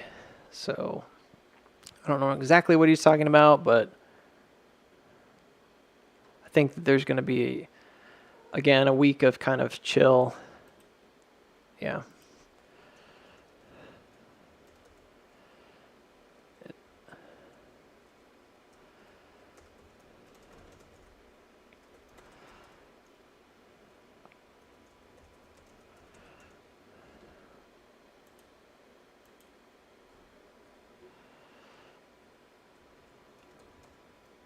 So 910, everyone's asking about 910. It's in the Discord. It's the top of the previous range.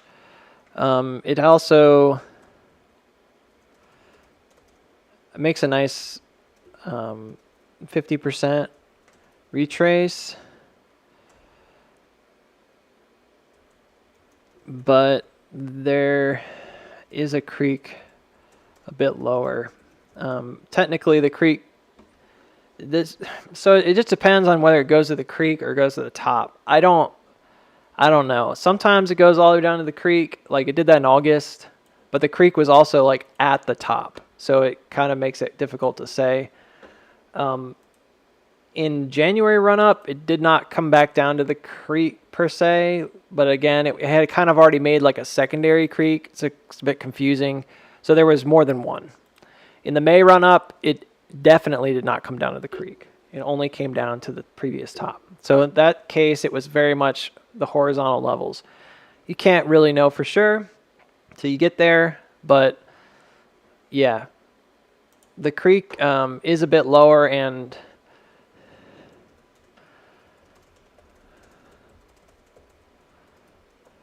near 850. I'm kind of doubtful about that low because I just think it's too far into the previous range unless it's a spring.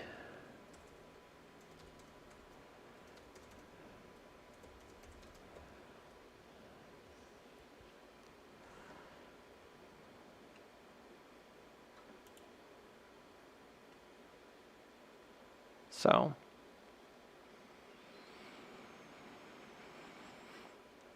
yeah, we'll see. 925 is we were talking about this earlier, so, and I kind of like got derailed a little bit, but where we're at right now, and then down to about 925. Where's the other chart I have? Here it is. This is roughly where you see the high liquidity floor. See that? Right at 925. Because this is the center point of the previous chop. Does that make sense? So like in the previous chop right here, when we were creating this like rounded shape on this, I guess you would call it like an LPS at this point. It kind of acts like an SOS because of the top of the range, but in a lot of ways, this is more of the SOS in my opinion. I don't want to get into why I think that, but I think it has to do with the way it chopped along this as opposed to just on top. But it doesn't matter. Most people are going to call this the SOS. I guess I should just call it that. The sign of strength usually comes above the range. That should be what it is. I just don't think it really came through it very much. It like barely did, which is part of the reason why I thought we'd come back down. It was just one little thing, one tiny part of it. But yeah, I think that 925 is kind of the high liquidity middle there, and then I don't know why you would stop there. I would think that you would chop along 925 and then come down a little bit lower because it's testing this floor. So the idea of a liquidity test has to do with, are there sellers here? If we bring the price low enough, does it more sellers jump on? Do they want a continuation? In which case, we as buyers haven't done a good enough job shaking out sellers. The idea of shaking out weak hands is just intrinsic to these kind of pullbacks. So the idea of like, well, if we drop this thing violently, and it has a 50% retracement, does everybody freak out and sell? And the people that do, okay, well, they're out. We would call them weak hands, and we could take that share percentage and buy it back in and then push it back up. But you can't really base your trading on just that kind of stuff. That's more just Wyckoff motive. When you talk, if you ever do any reading on like Wyckoff motives, that's kind of what that is. I think it's just better to look at levels, technical levels, and say, yeah, there's liquidity here as a shelf, and then if you want to dip down lower, you can dip down into lower liquidity right here at 9, and then that gives you that 50% retracement, and that dip into lower liquidity would be an adequate check since that's the top of the range. Our seller is going to jump on it if it dips back down into the range. That would be a really good spring test. And if they don't, then you just take it back up. You say, all right, we're ready to go, and you leave. You know what I mean? Like as soon as it's done, so it builds a base again, and then it dips down and says, all right, our seller's going to jump on it if we drop back into the previous range, into this low liquidity area. Or a buyer is going to buy it. Then you just watch them do it, and then if it's good, you go ahead and break your trends and you leave. That's kind of the only real mental psychology at play. So, and I don't know how fast that happens, but that's the only thing I could say about whether or not we go really low or not. It's kind of more about the idea of checking for liquidity. In theory, the reason I always say stupid stuff like that. The idea that of, hey, it could come down lower later has more to do with timing, because I could see how if it took a long time here and it really chopped along 9, I could see how it could easily have a dip down to 860. This whole area is pretty unexplored, and that's the next liquidity shelf, and it's a 618 retracement. And then if you look at the creek, if it took that long, if it took a week, I don't see why you wouldn't drop down there, you know what I mean, and come back up. So I don't find it to be like unheard of, and I don't think that means that it's bearish either. In fact, a lot of the times that would be a pretty bullish thing to have happen. The only thing I'm sure of is you're going to get that double M shape, because it always happens. It'll build itself out a bottom. Maybe it's small, maybe it's large. It should be somewhere in this pocket region, centered around 9, maybe up to 950. You've got a probability, or a possibility, I should say, that it dips below 9 in some kind of a spring action. That's not unheard of. That would be like down here. I think it's going to meet one of these two trends. I think that's very likely. And that's the backup, because you're going back down to where you built liquidity. I think there's other things we can use. We could use RSI. I would say that RSI has been pretty reliable on AMC as a good indicator. 1 hour is already pretty darn far. You can see we're kind of resting right now on like the 90 EMA. Kind of caught right there. Met us between like the 180 and the 90 here. So there could be some chop, again, right where we're at. There's a possibility that we come down and get over, we need to get oversold on the RSI, which is good because look at where we are. We're already almost there.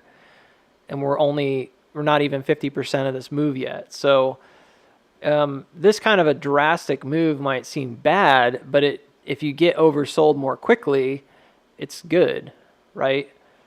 So having a higher low but being equally oversold is a positive. That's a divergence. It's like a bearish hidden, I think. I can't remember which one's which. So yeah, if the RSI is lower but the price is higher, that's actually a good thing.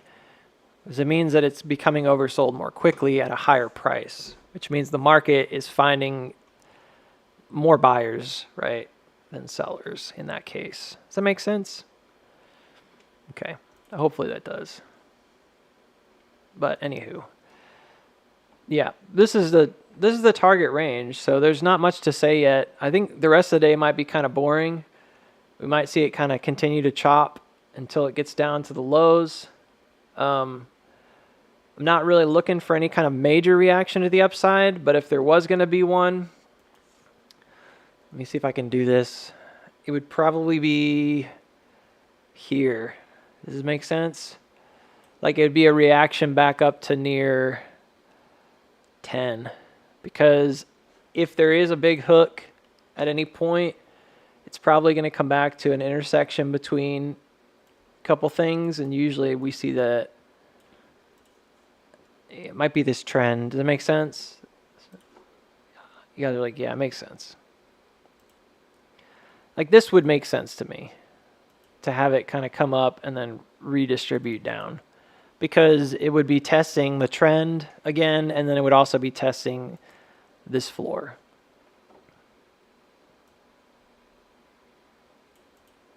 And it acts as kind of a bull trap if there is going to be continuation, because it makes it look like it's going to recover and then it doesn't.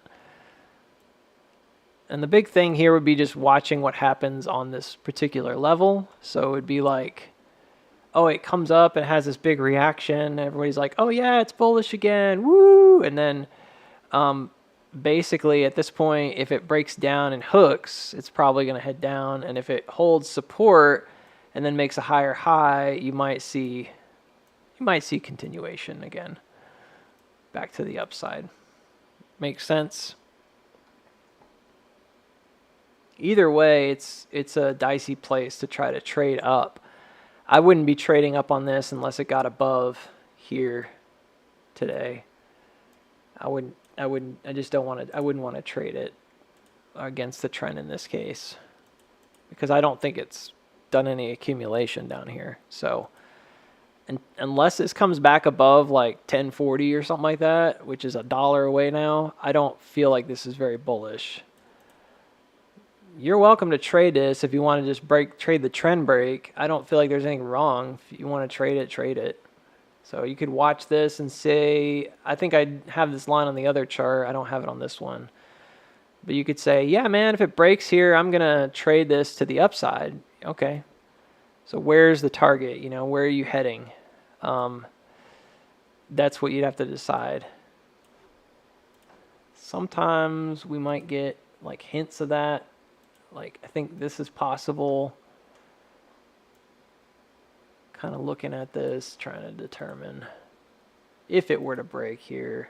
It's pretty oversold on lower time frames. This is that divergence right here on the 1 minute or 3 minute. This is sort of a mild divergence there. I could see it coming back up again where we're at for a little bit if it breaks here. So that was the first push. It pushed the creek out. So did it? Gosh, man. See, I'm not being very exact today, so made it look like it did, but I think it actually just bonked its head on it.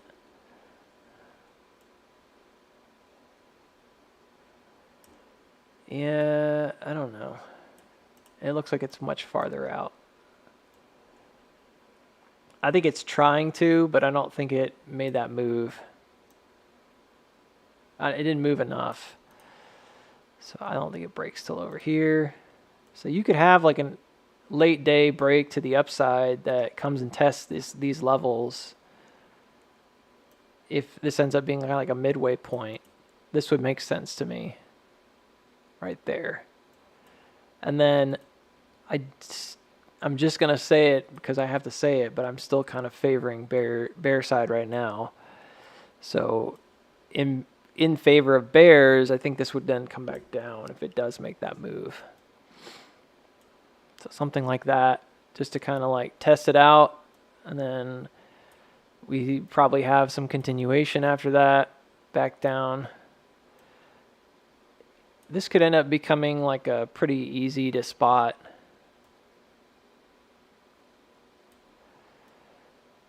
Yeah, you can see that that's roughly where we'd meet these 3-minute EMAs as well. So just so happens, right, that the EMAs would be there by that point. So this is probably where you get that kind of jump over the creek and then it come back down. The good news is, and I can't tell you right now, but the good news is that if we got a move like this in the near future, within the next hour or so, no matter how high it goes, this gives us the next one, and that's what you want. So I think that once you get that next one, then it gets a lot easier. It'd be like that, right? It gets a lot easier to start thinking about how that bottom's going to form out. Typically, not always, but typically, if this is the way that it goes, yeah, I don't know, man. If it dropped again, it'd be a little bit different, but I could see it either way. But doesn't matter. Whenever this happens today, whether it be here or like way down here, doesn't make any difference. Once this happens, then you have like kind of the structure, because that's where you're going to see the bottom start playing out more. So this will end up becoming one of the M crosses. Does that make sense? This creek. I'm telling you this because that way you don't need me to do it for you. If you are paying attention, you'll be able to do it for yourself, right? Because then this becomes like the first M shape, and then you have like the second one, right? And then you can do it from there. Does that make sense? That's how it should build itself out normally. Okay. Right now, after that big sell-off, volume dropped quite a bit. We're on really low volume right now. It went almost to nothing. So it is a bit like a spring action. It was checking it out. Buyers tried to stop the advance. They let go. Sellers picked it back up again, much weaker. I think you're probably seeing that with the RSI turning as well on lower time frames. It's not like a huge reversal necessarily, but I think there is going to be like a mild, you could see a mild recovery here and then continuation. It's really oversold on the 6-minute time frame. I like 6-minute. It's a pretty reliable one.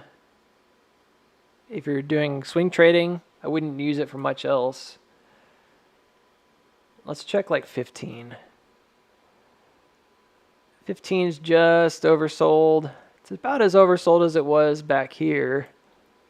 So that's pretty positive for bulls. It's actually almost looks more oversold in some ways. I think it lost that trend.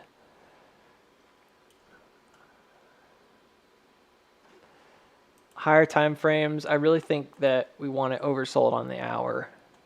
Not quite there on 30 minutes. I would be much more comfortable investing in upside if it were oversold on the 1 hour. Let's check the 4 hour really quick. I'm going to not worry so much about what the chart looks like. I just want to see it visually. Okay, can't see that. Jack diddly squat here.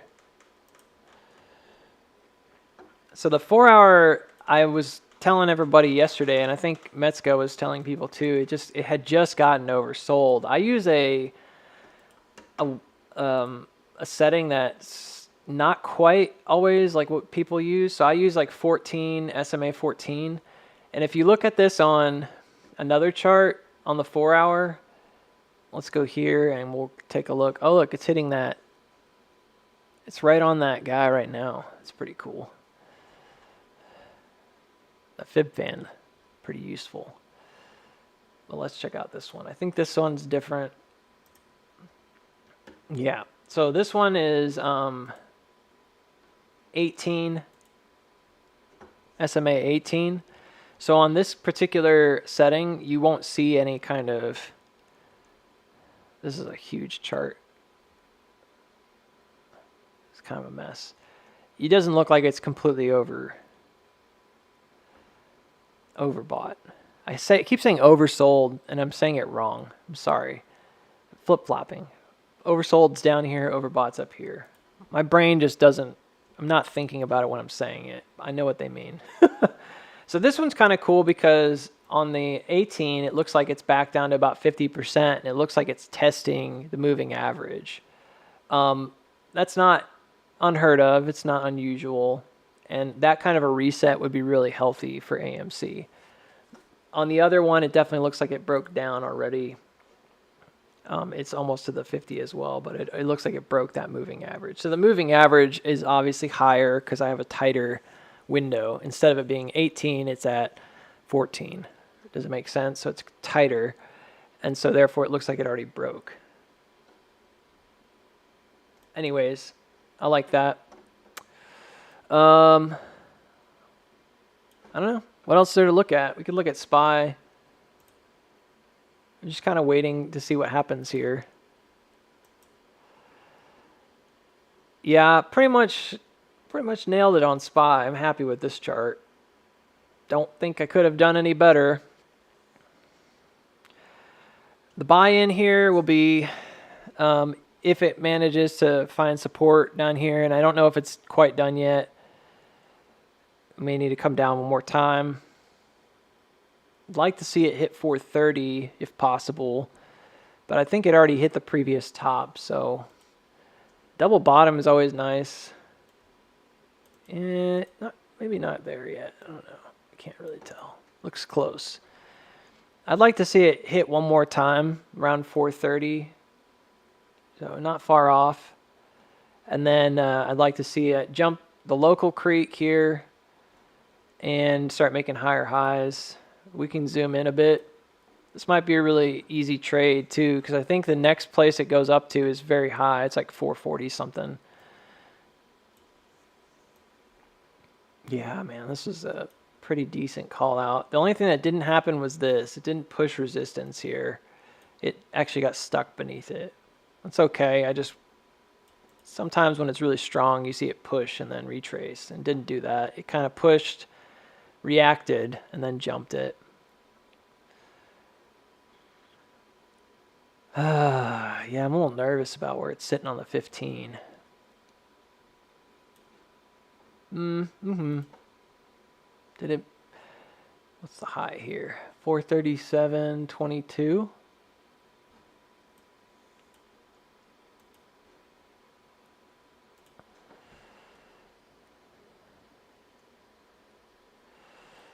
So 437.22, and then yeah, unfortunately,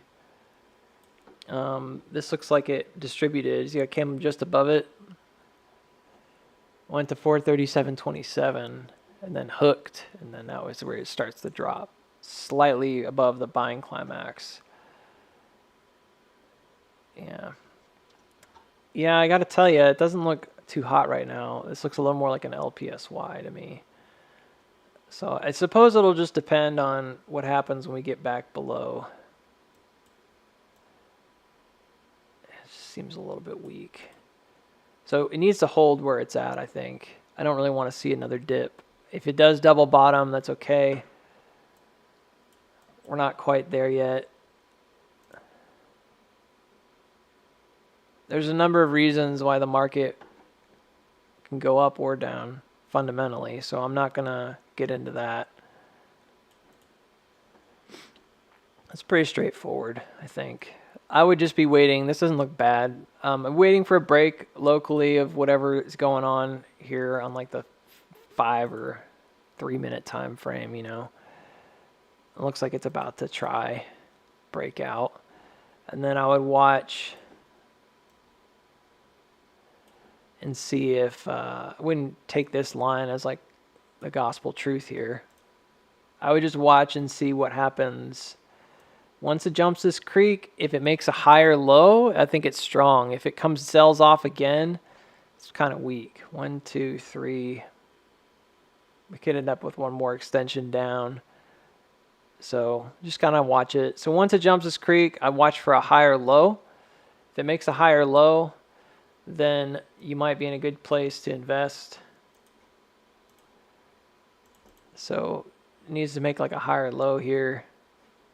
And then it needs to push out. What SPY really likes to do lately is that even atom bottom. And I talked about that in a video, like a short video. So what that often looks like is it'll chop, and then it has a little pop and then a big drop. And then when it recovers, it comes back to the top, and then it kind of sits here, and then it comes back up. So that would be one that wouldn't be out of the question. So this would be like a really good place to have like a recovery, and then from there you could play it to this top, so on and so forth. Unless that happens, and you get both this bottom and this breakout, you still have the risk of this being just a series of LPSYs. Because this came high, there's really no telling. This could still come down pretty low. So we've got a bit of a channel growing, don't we? Bears are kind of setting it up right here. Yeah. So you got to kind of watch those things, you know. So creek support is down here. It's like really low. So it could be that that's where we make that turn, you know.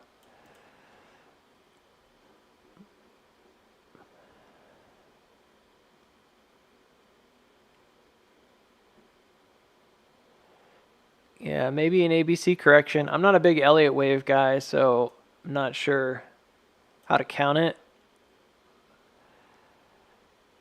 I could see it having a bounce and reaction down one more time, and I can also see it just kind of reacting and going up.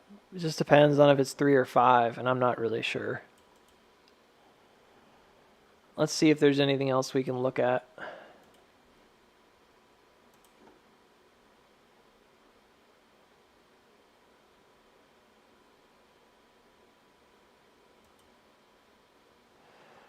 Yeah, all right. So I could see it being this way because it take you down to like the 0.5.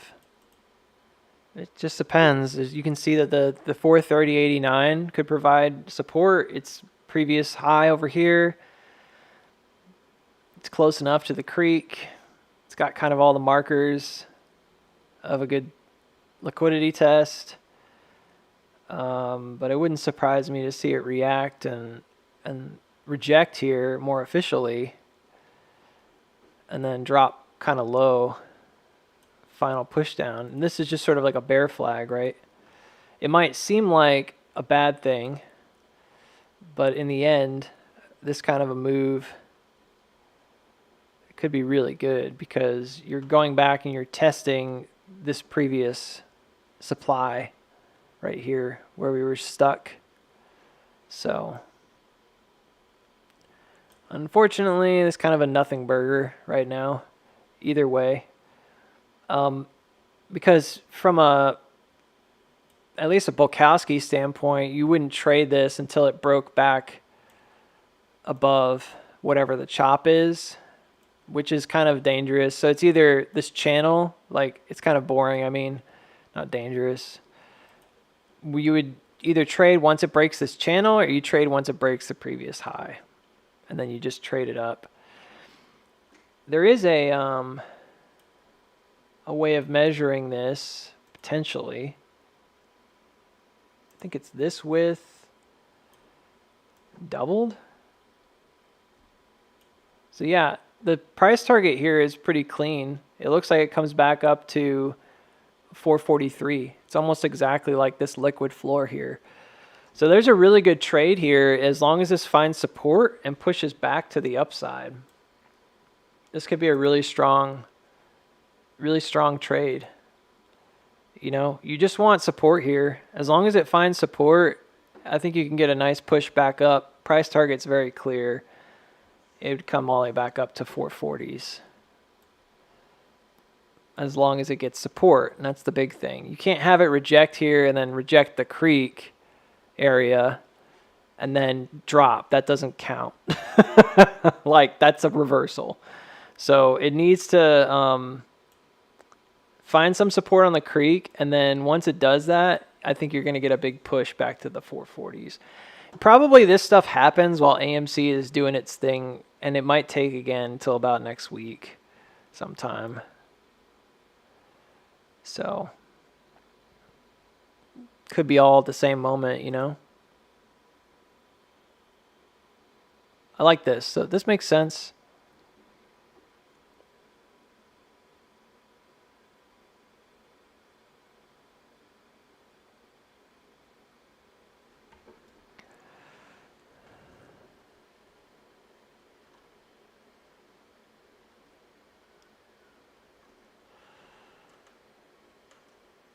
Yeah, I think what I want to do now is start looking at next steps. So I think what I'm going to start doing is looking at call options again. I know it's a little early. They're probably getting thrashed with IV. I'm not going to buy anything yet necessarily, but I think it'd be a good time to start looking at it and just start seeing what looks good. Timing's tricky, but we should probably try. So anyways, that was SPY. SPY looks good for a move, I think, if it can find support.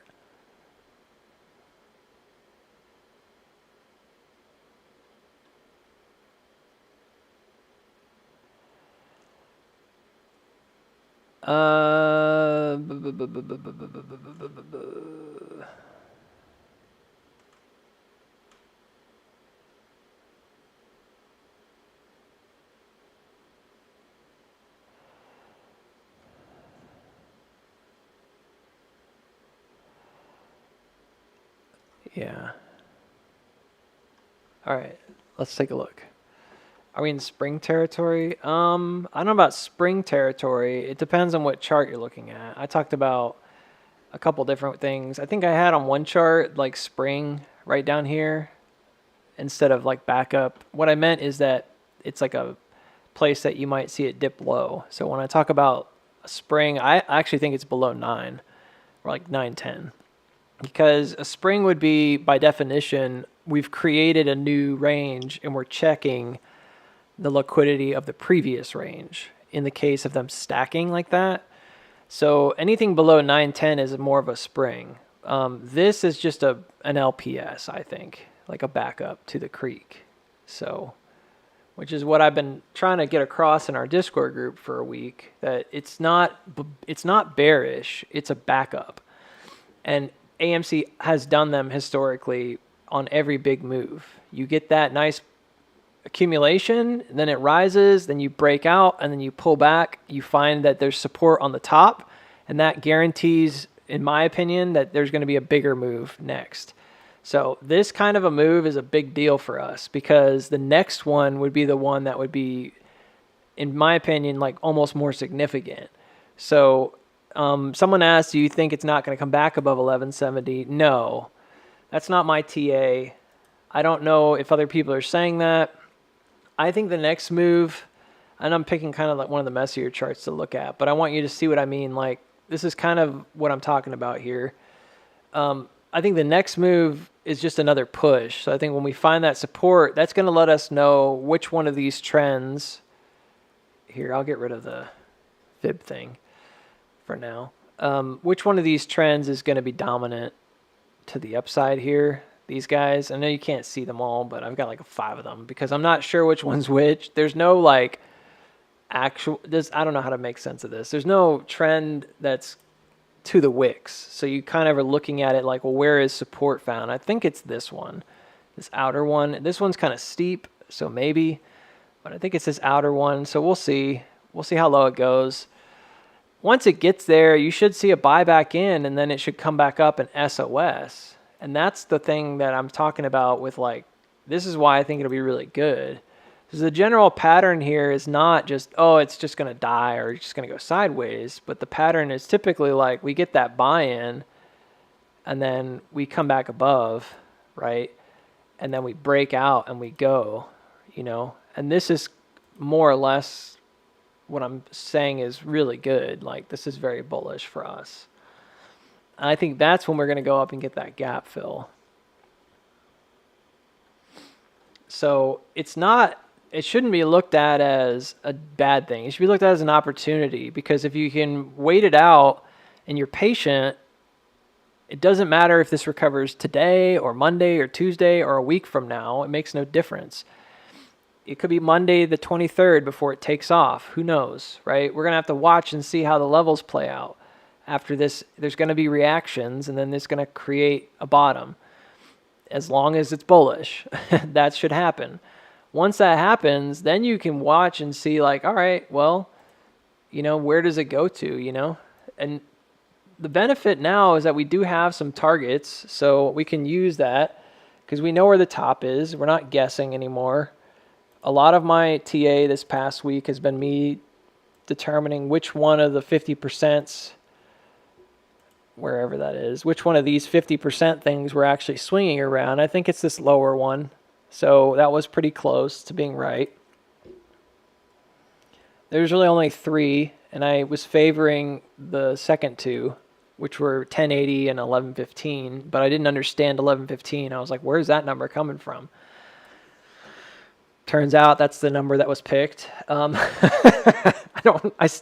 can't justify it. It's just the way that it happened. So it wouldn't have been my first pick, but I guess I'm not the one in charge. So the idea now that we have that's good is that we now have that top around 11. I think it was 1117, but we now have that topmost point, and so that gives us a bit more of a structure here in terms of where we might. And I think this is why I'm not super concerned about the stock at all. I think we've got an opportunity to come down, chop for a bit, break out.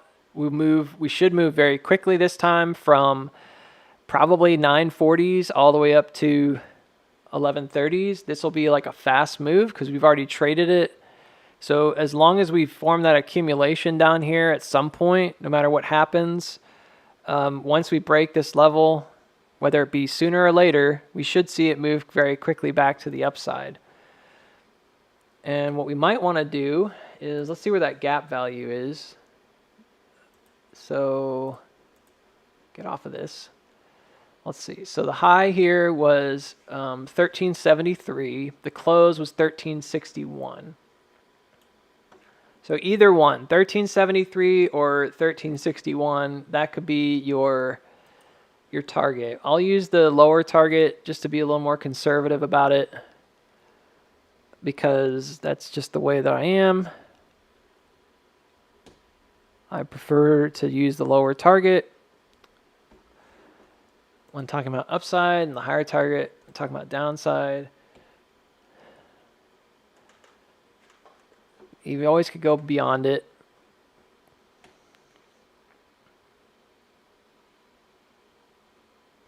So now what we can do is take we can be kind of rough about it, but we can take like a 50% retrace to the top. So we just made a top. So what are you obsessed with 50/50s for? Because they just play out really well, and they set you up for future moves. So the bottom here is almost exactly where it needs to be, right? So 50% retracement from here to the top, or from here up to the top, takes you back down to that 910 area, and you can see that a 50% from the top of the gap to the current top extended again 50%. Does that make sense? Like two parts takes you to 918.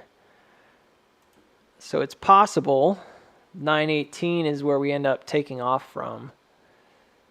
Seems a little crazy. It could be really late. It's hard to say. This is the speculative part. It's really hard to say. Because it could be like over here, you know. So, I mean, this could take a while. I'm going to sugarcoat it. This is just one bar down, you know. It's not over yet. We'll see what happens.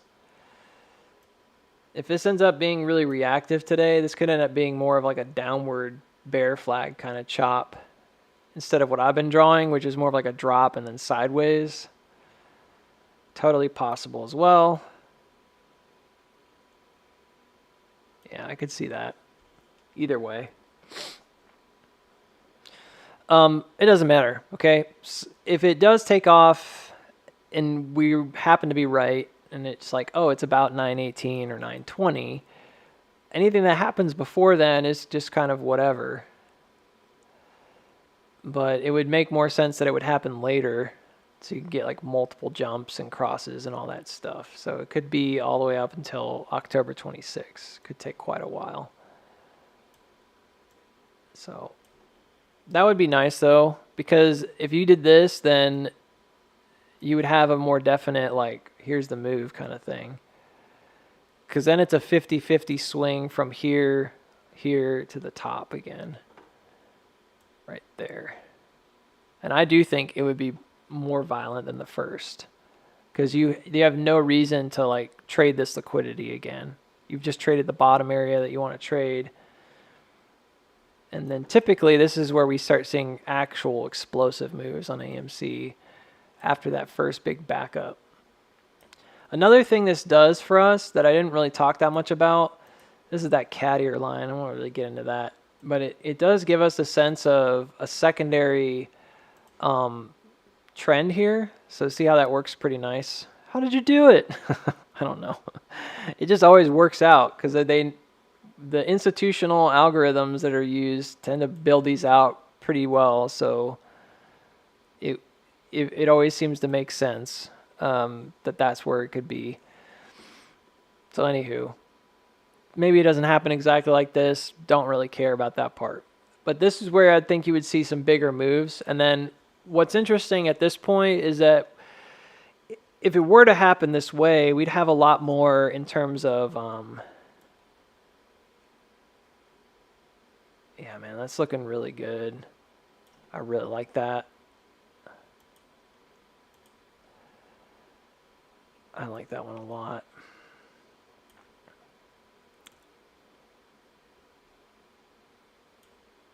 You can kind of see it building like a scaffold for it almost.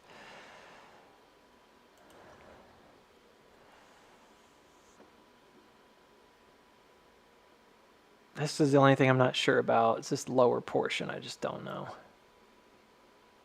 Seems a bit difficult to get a read on it. Maybe what happens is like this. It just goes low first. That's the spring, and then it comes back up. Simple, right? I can't tell you because it's a lot of speculation. It should be strong, though. It should hold here no matter what, and then we'll see. But what this could do is give us a better idea of future targets moving forward. Let's try this top out.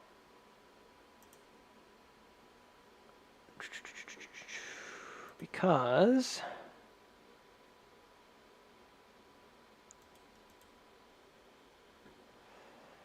what's the angle on that? 32 degrees.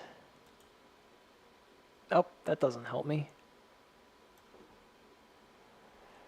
Let me just do 32. Oh, come on, mouse.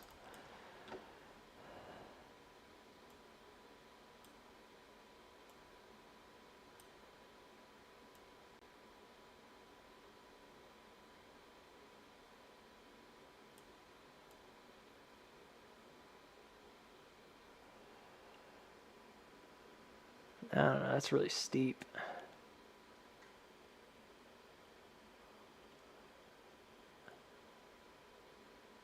going to put it at the, ooh, that's pretty close. It could be. This is kind of like the entry to that W shape. I don't know. So anyways, if you have something like that, and I just changed my whole thing, I know. But if you have something like that, then it makes sense to consider this like really important later. So we'll have to wait it out until we get to this bottom. Once that bottom's in, we'll have it. And you could see why this would be really important, because then if you find that you break this upper trend, man, it's kind of a stinky situation, because if it happens earlier, you're more likely to break it. But if it takes like a long time for whatever reason, you can see how if like I put this over here, it doesn't really necessarily break it. So for some reason, this does run up, but you know, like it takes a really long time.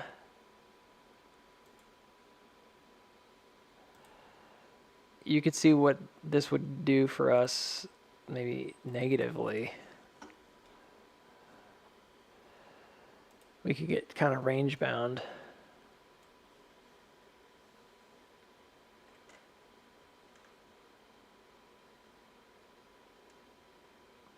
That would kind of stink, you know? All right. Well, I'm like thinking about things that haven't even taken place yet. I don't know exactly where they're going to be. So this is a little too crystal ball-y for right now.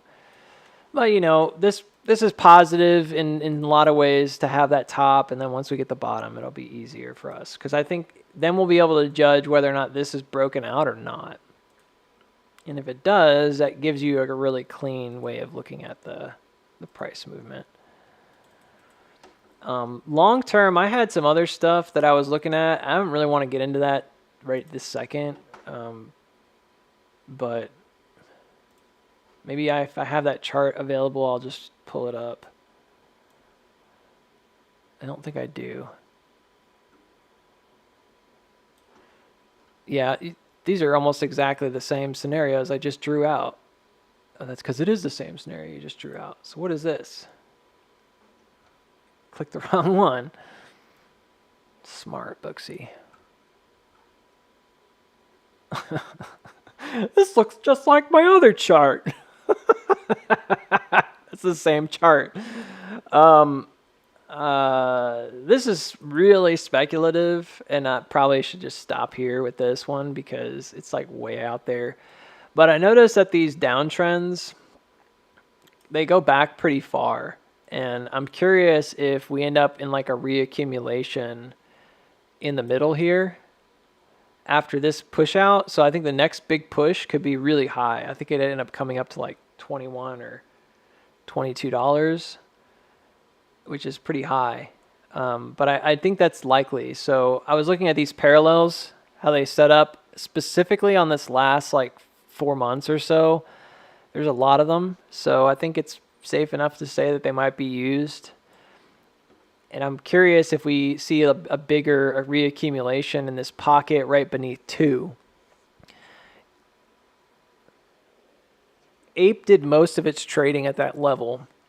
And then if you think about the original price of AMC, it was at $1.92. So I have a strong feeling that there's going to be this kind of a slower reaccumulation that happens right there to kind of reestablish like, hey, we're beneath that shelf, and then push up and go right through it. I don't think you should have a lot of trading between like a ton of trading between $1, so like 16 and 20, but I think you trade right below that.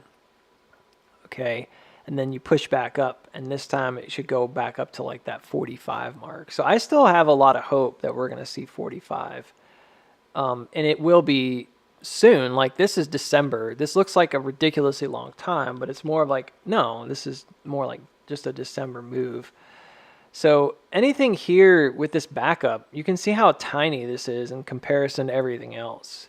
I know people are wailing and gnashing their teeth whenever there's downside. I get it. But this is really small in the grand scheme of things, like really small. This backup is like nothing, you know. So the idea of this pumping up to here on this next move after a backup, I think it's going to go farther, you know. I think we could end up seeing it kind of rip as long as it finds support. Just kind of connect the two. And then it needs to then build support out. So if at that point you'd have a buy-in all the way up to 13. You see how the liquidity would get filled back in by this backup and then push up again. You'd fill in the bottom more, and then you'd also buy all the way back up to 13. So the only real gap at that point is right here at like 12. And so I think you'd end up with like some kind of a backup to near 12. And then probably try to do it again here. It'd be like a really nasty shakeout. I have a feeling that the November earnings will be either on the top or the bottom of this bigger move. That's just my speculation at play. This is roughly earnings, that line.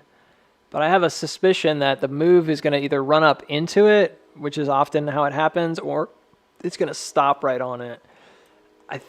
I'm favoring before it. I think it's going to run down into it. I don't know why. It's just what I think. But we'll see. We got to like wait for this last bit to form out. This is going to give us a whole nother element here that we don't have. So like this guy, if this guy ends up being the one right here, this trend, this gives us a whole perspective on like how this might travel, you know, in the future. So I think it's really important to just keep that in mind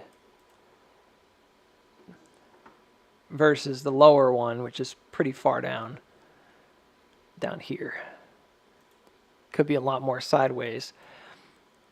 This is what I suspect though, and I'm thinking that is going to give us like a cornerstone for support above $2 again or $20 again.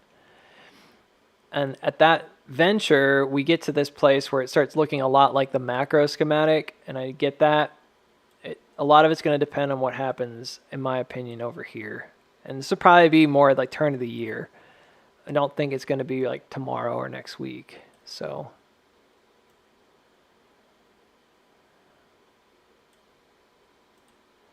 that's just my opinion about it. But I do think this is probably where we see like either a sell-off or we see it just kind of turn back to the upside. There's no guarantee it comes back to this line ever again. I'm just using it because it's all I have. Once we establish this pullback, we'll have, I guess, a couple more things, points of interest and whatever that we can use. But yeah, this is the only way I can see this kind of like building outward predictably. I think unpredictably, you could easily have this thing just kind of rocket, you know, but that's hopium. There's nothing else I could say about that. There's just no way to know. Now, some of you might think it's kind of ludicrous to still think about these targets up here. I do not. I actually think it makes perfect sense because if you manage to break out of this downward creek, once you get back up to the 45s, that's where it's going to happen. So it just depends on how long it takes. So it might seem like that's impossible. Like it would never run that far, Booksy, but it's not really. There's a giant wedge here, and the breakout for it, I mean, it's going to give you a pretty decent move. But I would say typically you're going to come back to the top of that widening, which is up here. And that's the same target that the bulls have been after since we started down. That's hopium, sure. There's no guarantees, you know, in the market. This is a massive buy-in, so I think it's probable. I also think that there is a possibility of a longer term, and this is kind of where I was like going with this one. There's a longer term possibility here of just sort of a slower breakout where you don't get that breakout till mid next year or something. And this is the one that's kind of soul crushing, but it is what it is, you know. In any case, once you push out of this downtrend, it's good, but there's just so much space. That's the sucky thing. When we came, sorry about using that word.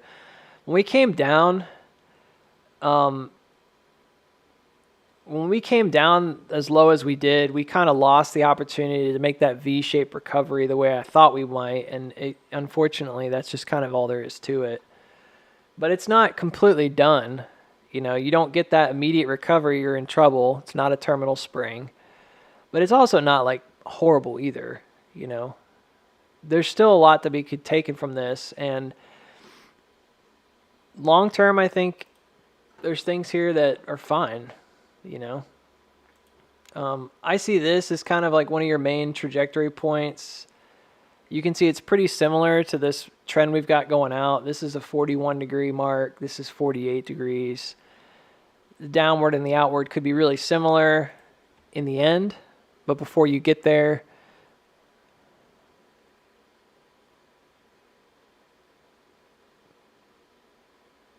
things like that happen. So yeah, I don't know. This is completely in the future. Like, this is, in my opinion, talking about January, it's not like way off, but it's off enough that I don't know what happens between now and then.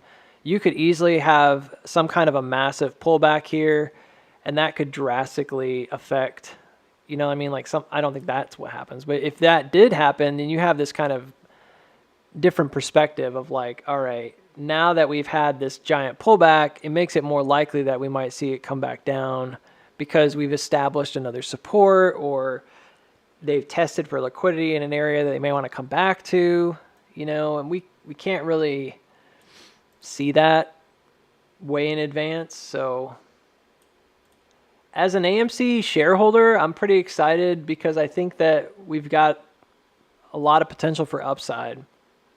As a options trader, I think there's a lot of volatility in this stock, and I think you're going to have a lot of opportunities to make a lot of money.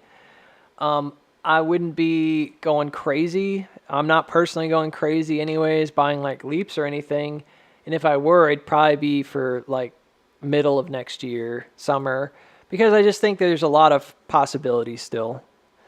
I do think that this reactive move is really strong, but it's already over the top, you know, overbought. So we got to cool off, chill out for a few days, maybe a week. And then we'll continue. I think we're going to continue upward. And, you know, go back, look at previous run-ups. A lot of times with those big moves, you know, we didn't get this overbought this quickly. So it's important to note, like, we're at a place right now where we're up here, you know, right around overbought territory, or we just don't typically get that overbought that fast. We can go really high above it, you know, but we definitely typically see that pullback in that chill out period. So yeah, you can see what I'm talking about. I haven't looked at, sorry, my nose got whistly. I haven't looked at like the weekly in a while. Let me check that.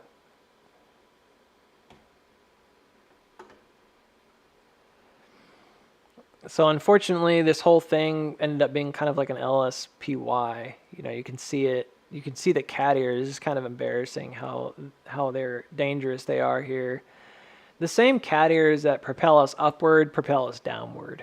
So we've been looking at them lately, and those ears have been propelling us upward during this recent run-up. Every single one of them that appeared did not drop low. Every single one of them that appeared had a mild dip and then sprang. But when they drop low, they're distributive and it's bad.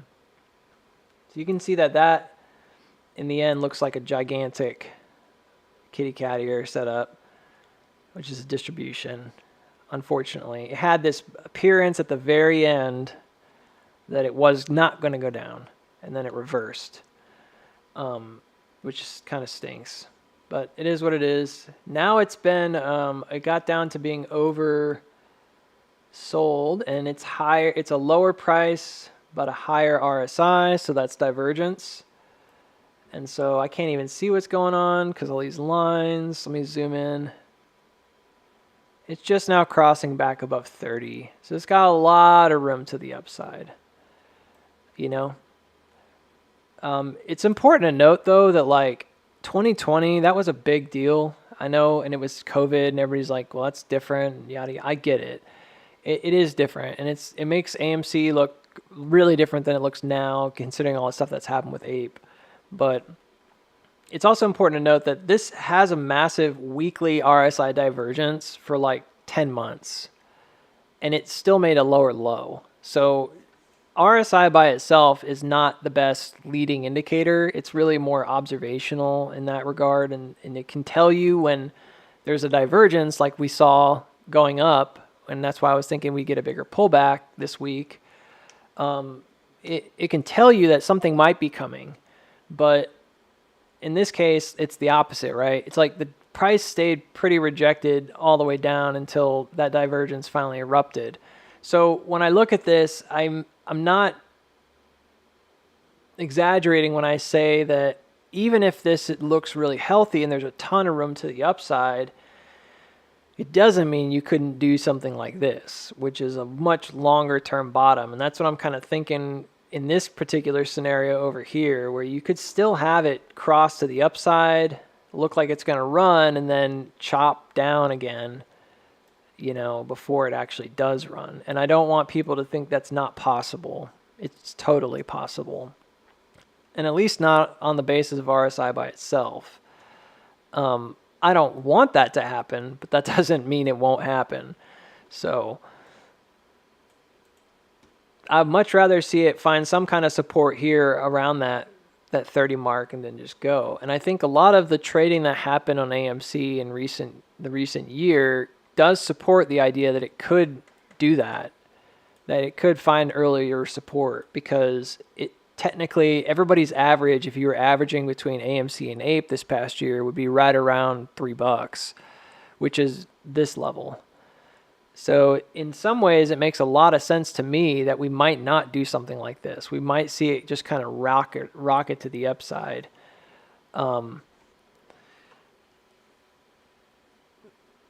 Something in the middle, right?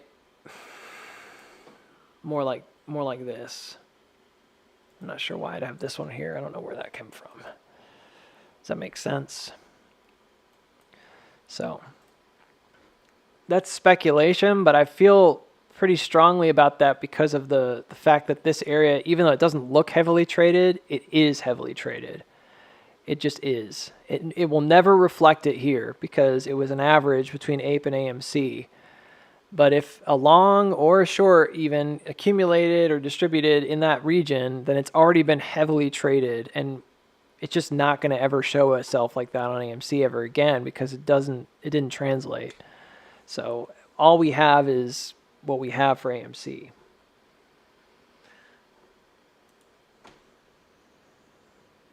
Yeah. Well, locally, I think it looks like SPY has its push. It got its push out. So maybe this is going to happen a little sooner than later. It's pretty close to what we drew. I don't know. We'll see if it holds. It might end up being more on the outside here. I don't really care about that too much. I'm just going to kind of watch it and see if it makes a lower low. For AMC, we really just want to see locally. Let me see if I can zoom in here and get off the 4 hour. I'm doing my recap. Yeah, this is about right. Not completely off the mark here. It just didn't come very high. So I'm not sure if it's going to come much higher than that. It did make a higher high than over here. So maybe the move isn't done yet. Like, it could still have another push. Technically, once it pushes up higher, as long as it finds support, you could see it reverse pretty fast. So I'm just watching it, There's nothing else to do today. Continuation would have to be some kind of a V-shaped recovery. So unless we get that V-shape, I think we're still going to see about a week of downside. I wouldn't say downside. I'd say like a little bit down and then chop because we're already at like 950. Yeah. So my thought is a V-shaped recovery here would have to be pretty fast, head back up. There is a gap, so you could argue that. That is looking really symmetrical, that bottom. You see that? Really symmetrical bottom. So it's possible we get a stronger recovery that comes up pretty high. Doesn't mean it's going to run. Just means that, hey, it's trying to recover. I'd still be waiting for support.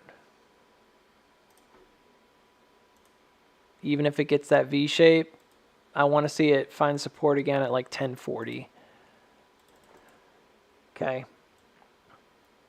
Because a gap fill is not enough. Like, that wouldn't do anything.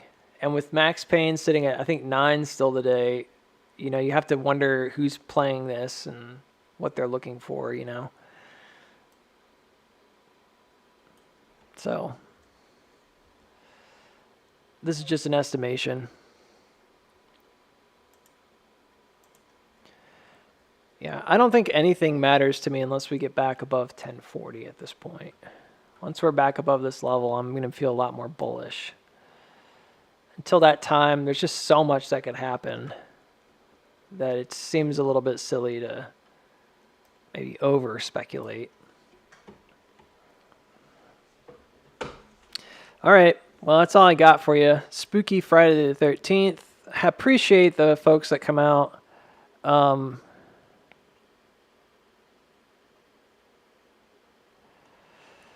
That keep me in check and then help me to be a better trader.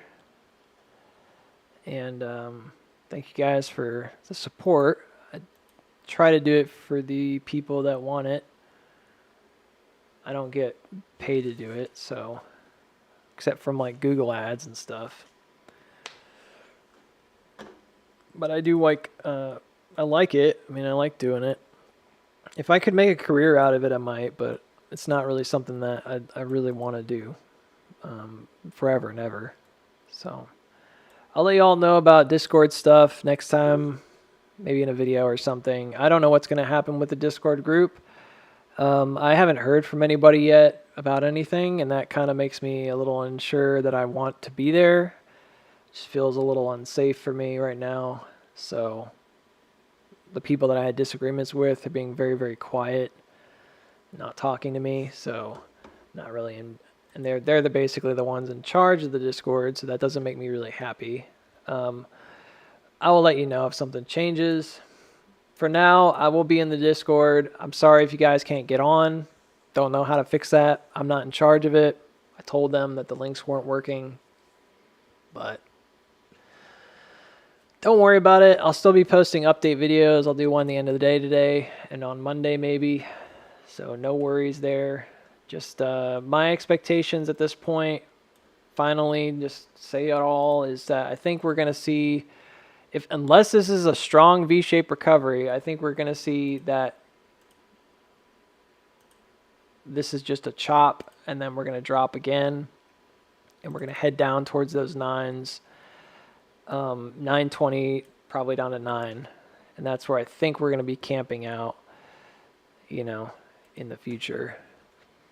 Any kind of reaction to the upside today, I would say it should be met with speculation, because you need to have that confirmation above, again, that creek. Once you get confirmation above that creek, I don't mind saying I'm more bullish. So it's not about, for me, it's estimation then confirmation, right? Like, we can see what could happen, then when we see it does happen, and then we confirm.